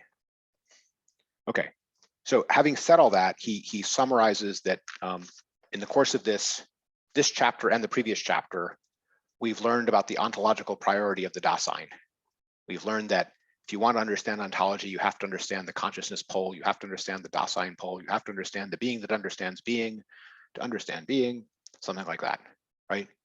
And that's going to be the entree into the second part of the whole course, where he's giving us sort of positive. Obviously, we've gotten a bunch of his positive things at the end of every chapter. Now he's going to, claim to be giving you just his positive thing, but of course he'll start with some traditional thought of what Aristotle thought about time. But the thing we're headed towards is time and temporality as the horizon for understanding the structure of Dasein itself. The core claim is going to be that Dasein is temporal, right? Like a lot of Heideggerian claims, these are one of these things which, it sounds common sense, it sounds brass tacks, but there's a lot of machinery and structure behind trying to understand precisely what he's saying by it. But Dasein as temporal is the direction we're going in part two. So the start of part two will tell you that it's about the problem of the ontological difference, but within a page it will be on time and temporality, right? And then the time part, just to help you, guide you a little bit to the chapter coming up. The time part will be what Aristotle means by time, and the temporality part will be what Heidegger means by time. Okay, so there's going to be two different versions of temporality as well, but understand when we're talking about time in this thing coming up, he really means the sort of Aristotelian philosophical notion of time, or the commonsensical notion of time. And when he says temporality, he's trying to talk about in this typical Kantian move way, what structure is the condition for the possibility that we experience time that way, right? So he's trying to explain Aristotelian time as being caused by some deeper structure of temporality as part of the ontological constitution of Dasein. Okay.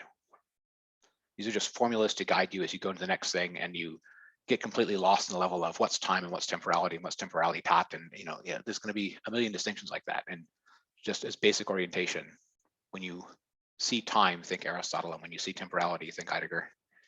Okay. So we should also talk a little bit about what the time of the next one is. I do want to get everyone's reactions to the overall chapter and do it open up for discussion, but before we get there, can people do the next in 3 weeks? That would be the 20. Oh, actually, yes, that would be the 20th of March. Is that a yes or no? I got some thumbs up. The part we're going to do is just section 19. So that's from the beginning of part 2, chapter 1, page 227, down to basically 273. So it's about 50 pages. We don't have to go into 20. We're going to do 20 and the rest of the book in one section afterwards. So next time the reading is just section 19, time and temporality. And what's the date for the meeting? 20th of March, Sunday, 20th of March, 1 p.m. Okay, so at the moment that is free. Amazingly. Okay. Cool. So we'll schedule it for then. That's the reading. That's the time. And now I want to just give everybody a chance to have reactions and comments on everything we've gone through. Questions about any sections that were unclear to you that we haven't covered, or reactions to the whole thing. Just throw it open. Carlos.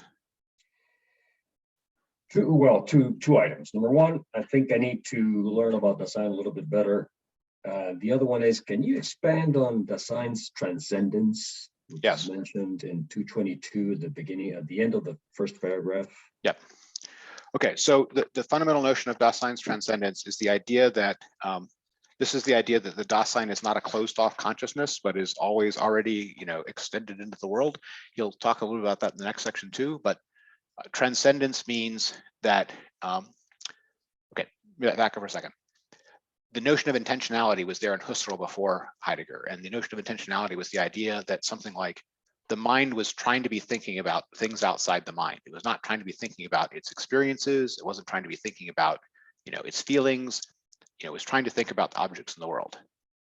Even in Husserl, my concept of the couch over there is not trying to be about a bunch of gray pixels on my retina. It's trying to be about the couch in the room with me, right? So the intended objects of the mind are outside of the mind.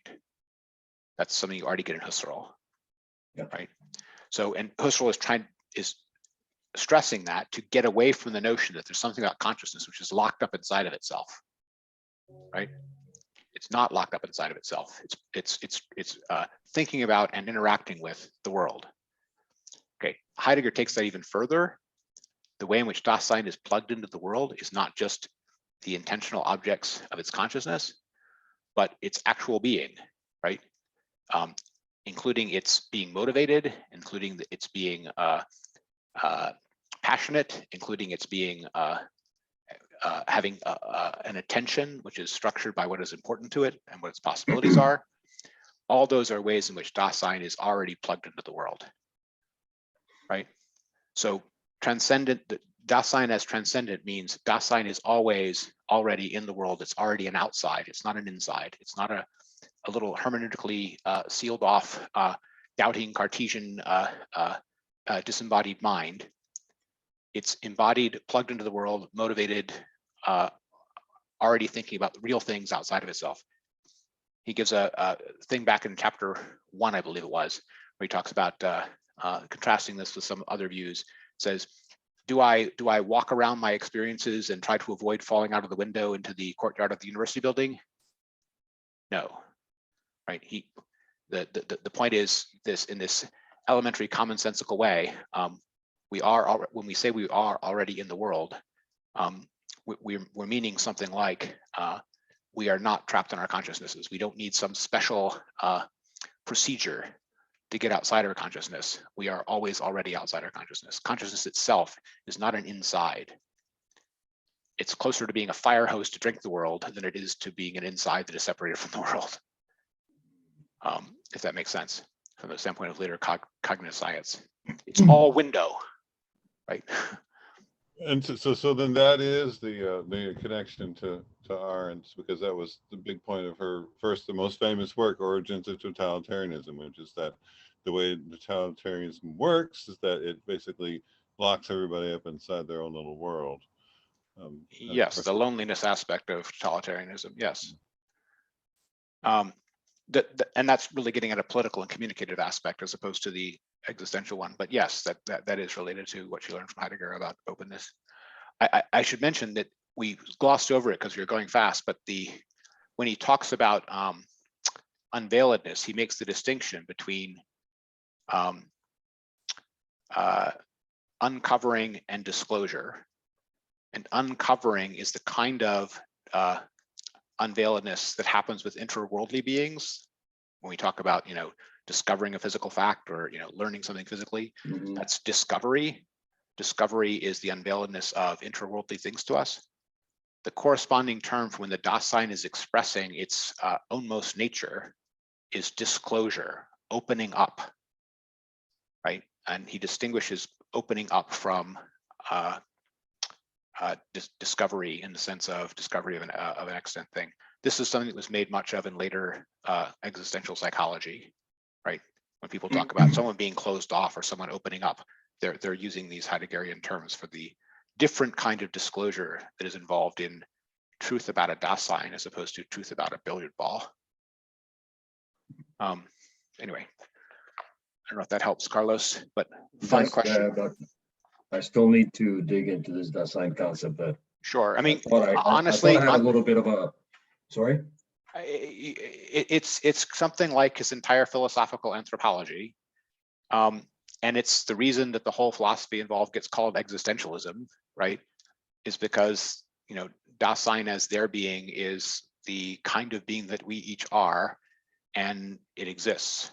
So there's a whole rigmarole involved in all that, but it's not simply a psychology. It's a whole anthropology, and it's not simply a subjective doctrine, right?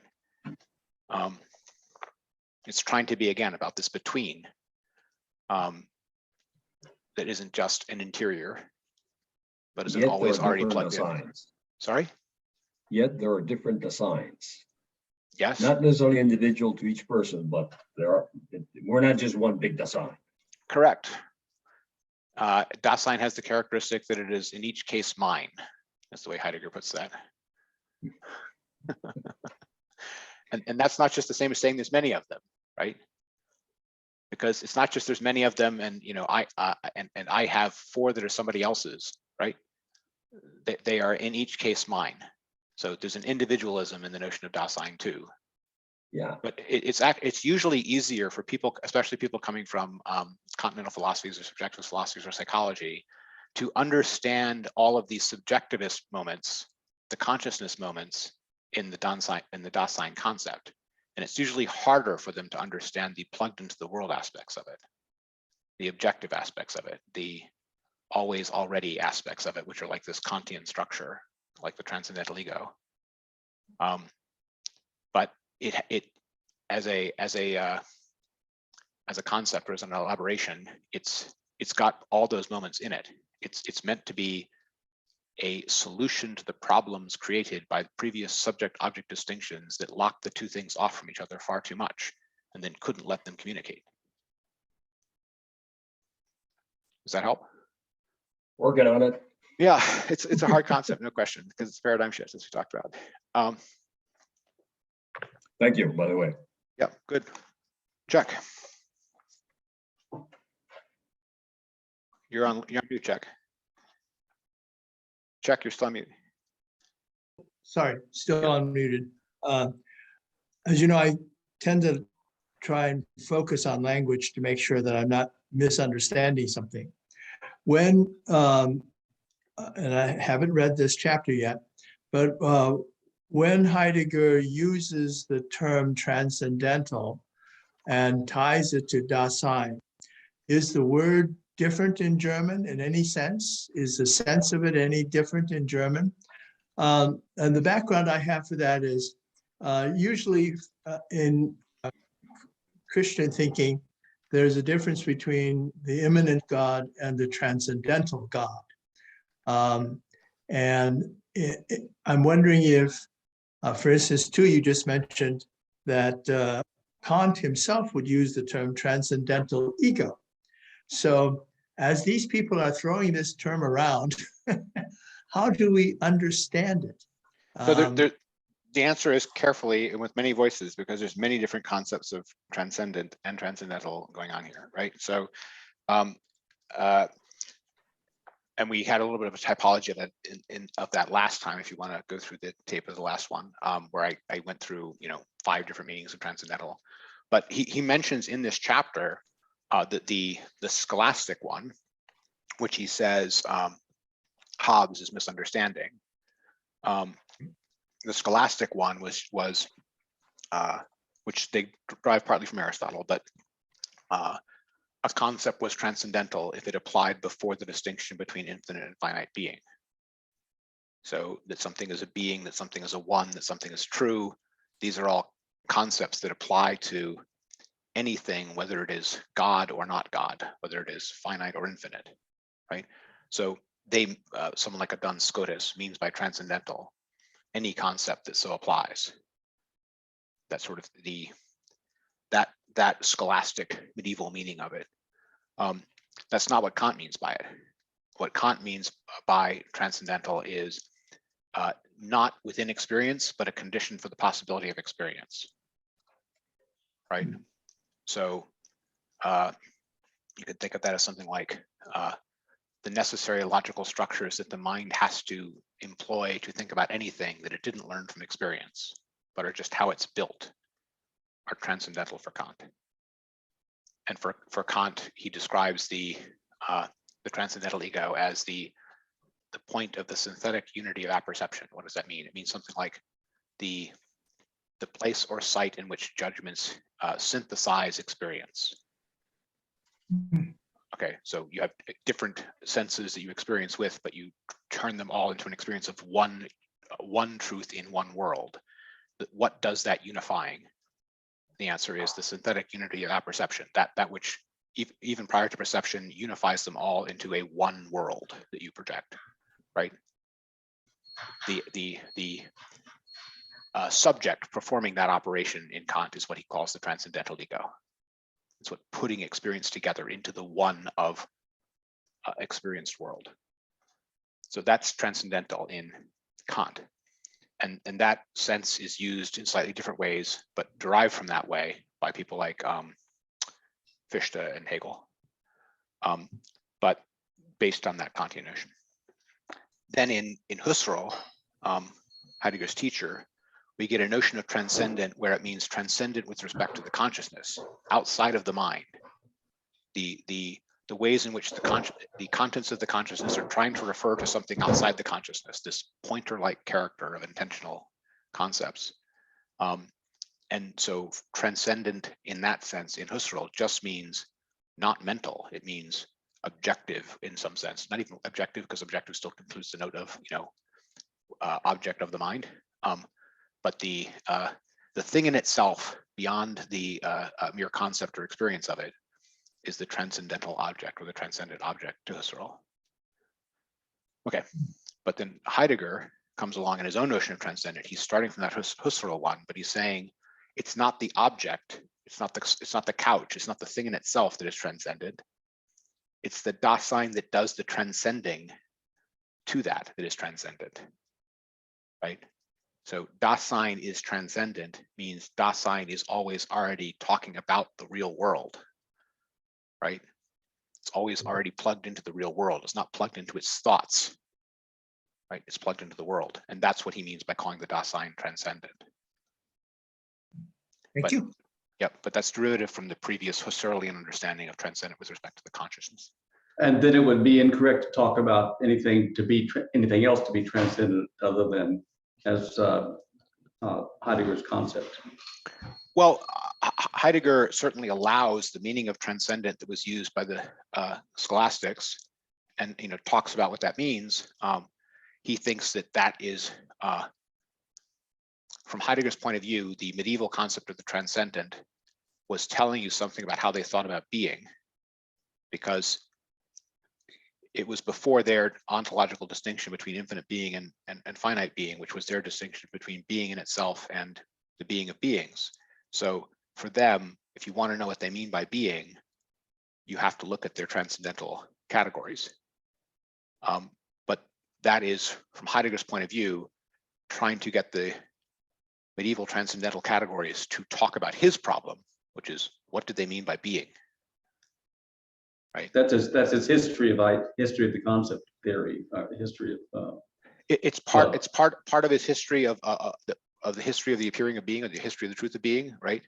But specifically, he's using where they put the transcendentals to show that how they thought about being has to be smuggled in there, because they applied it to all being as such. They applied it to being before the distinction between finite and infinite. They applied it to any being. And one of those two parts of that pair was meant to be being as such. So from his point of view, their concept of being has to be revealed in the concept of their transcendental concepts.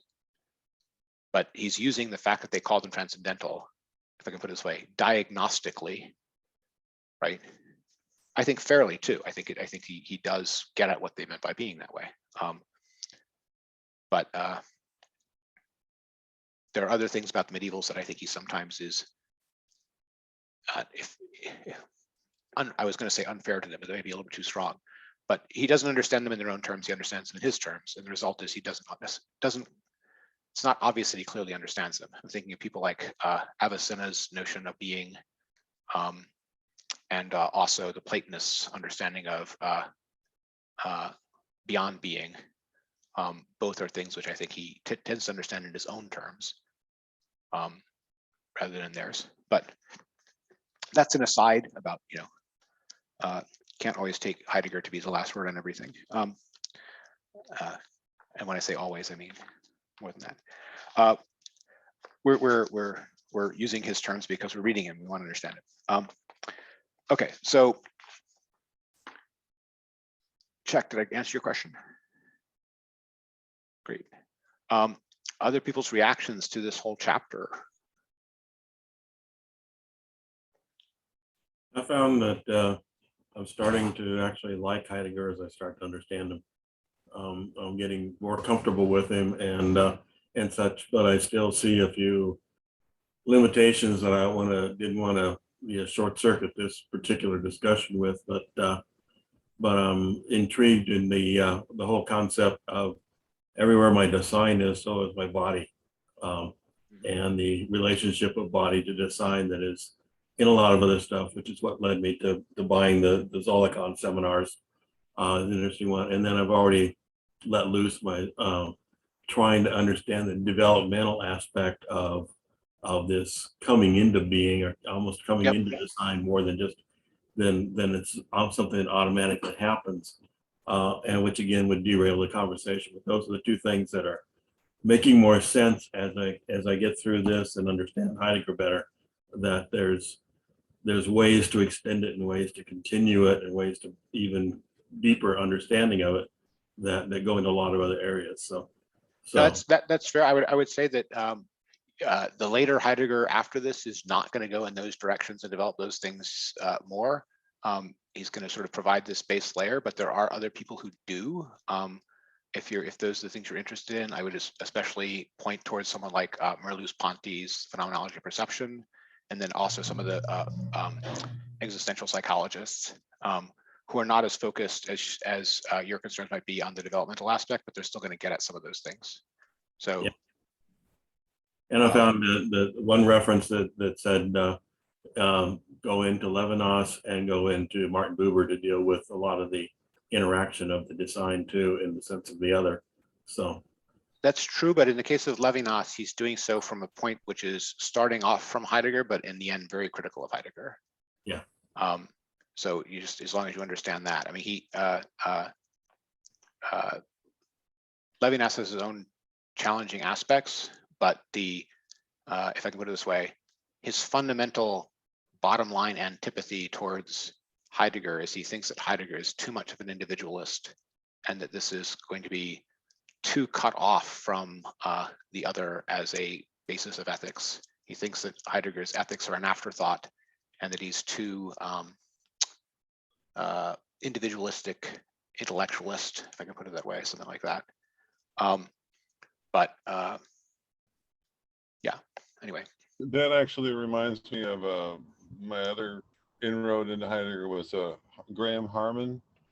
I wonder if that would be a suitable topic for this group or whatever. He makes sort of the same thing. It's like it's over intellectualized. Yeah, I mean, I think in this group we tend to over intellectualize anything. So yeah. But in terms of my takeaway, though, I received an additional boost today.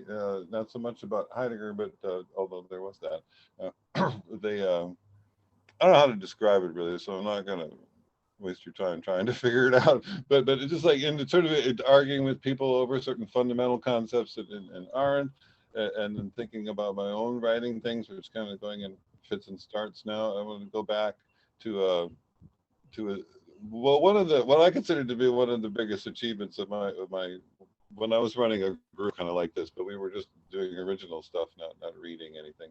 Yep. And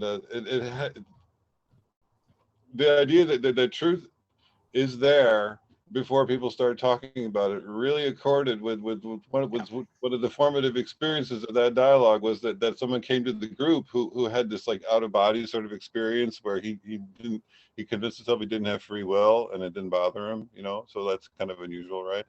so that really attracted a lot of attention. So for him, that truth was there before he started talking about it. That was Yes. pretty much not arguable there.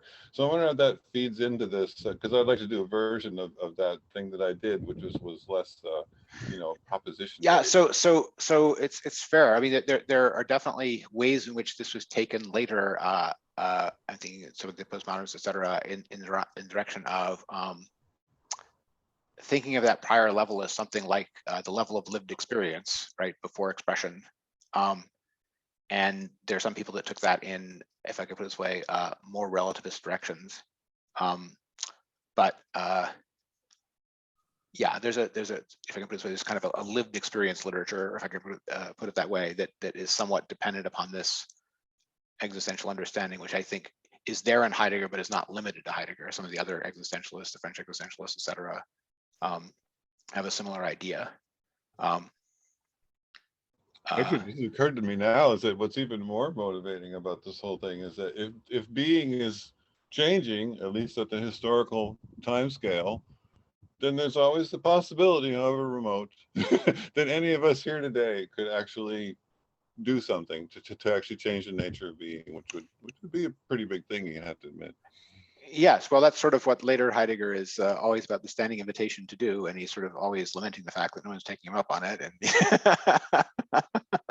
and he's trying himself, but you know, the being has to cooperate, and so far it hasn't, and this sort of thing. I mean, but this notion of a kind of heavily weighted, deep concern for intellectual action, for the next direction of the unfolding of the history of being, is what you get in the whole second half of Heidegger's career, I would say. That a sort of a sense of deep responsibility of philosophical thought for, you know, those directions as they happen. But some people find that even more sermonizing than the stuff you've been getting so far. Yeah, so that's what he means in his last interview when he says, you know, only a God can save us now. He means we need a new understanding of being because we're now trapped in what he calls technicity. And that's kind of the end of human history for him, unless we have a new understanding of being that goes beyond technicity. Yes, but he thinks he's already prepared the way for all that, and so forth. And technicity is almost a word for we're all living in a Nietzschean world, something like that. But there's a whole, yeah, I'm not going to try to summarize later Heidegger, but you're correct that persists down to his very ending days of his work. That sense.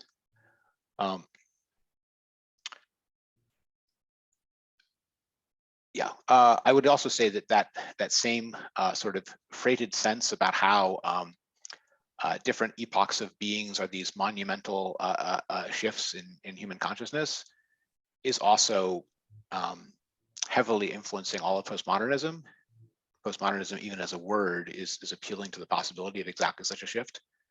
Postmodernism is trying to be the age after metaphysics, which supposedly closes with Heidegger's Critique of Nietzsche, something like that.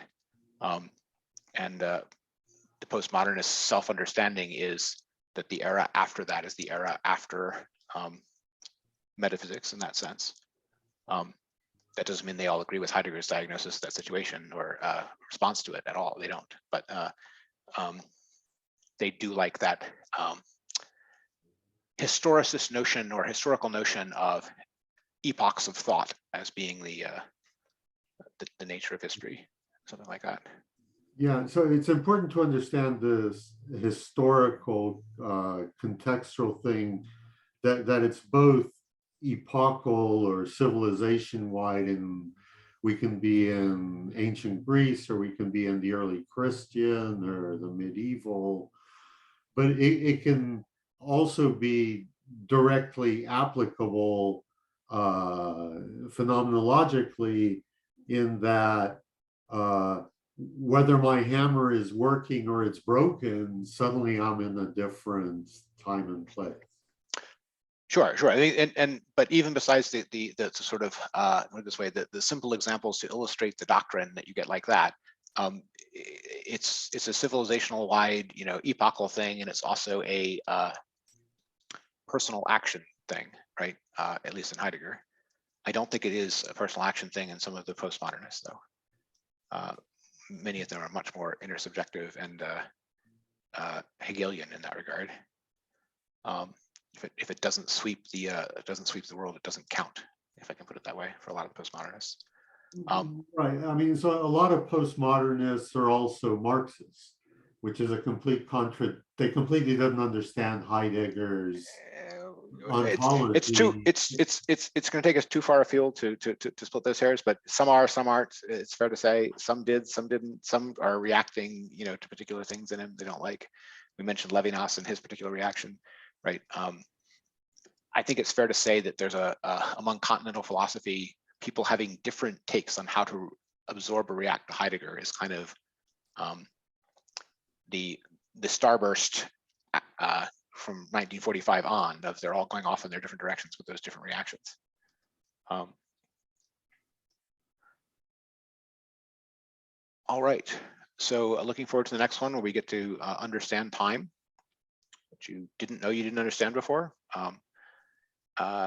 I will say these sections coming up are challenging. In the case of the first one, the chapter 19, it's challenging just because it seems like he's, truly belaboring the obvious in some of the stuff at Aristotle and time. Stick with it. I won't say that it gets clear afterwards. I don't think it gets as clear as the latter part of this chapter by the end of this, but it is an important structure he's laying out. Anyway, if I would want to give you a signpost, it's just to think of time as a fundament underlying structure, as well as a surrounding environment in which the Dasein being relation is embedded. If you just want an image that will help you understand the way he's trying to relate these things. All right. So if that's anyone have more questions, or should we call it a day? Great. So I'll put this up on YouTube later tonight, and look forward to seeing you guys again on the 20th. Thank you. Thanks, everyone. See y'all. Bye.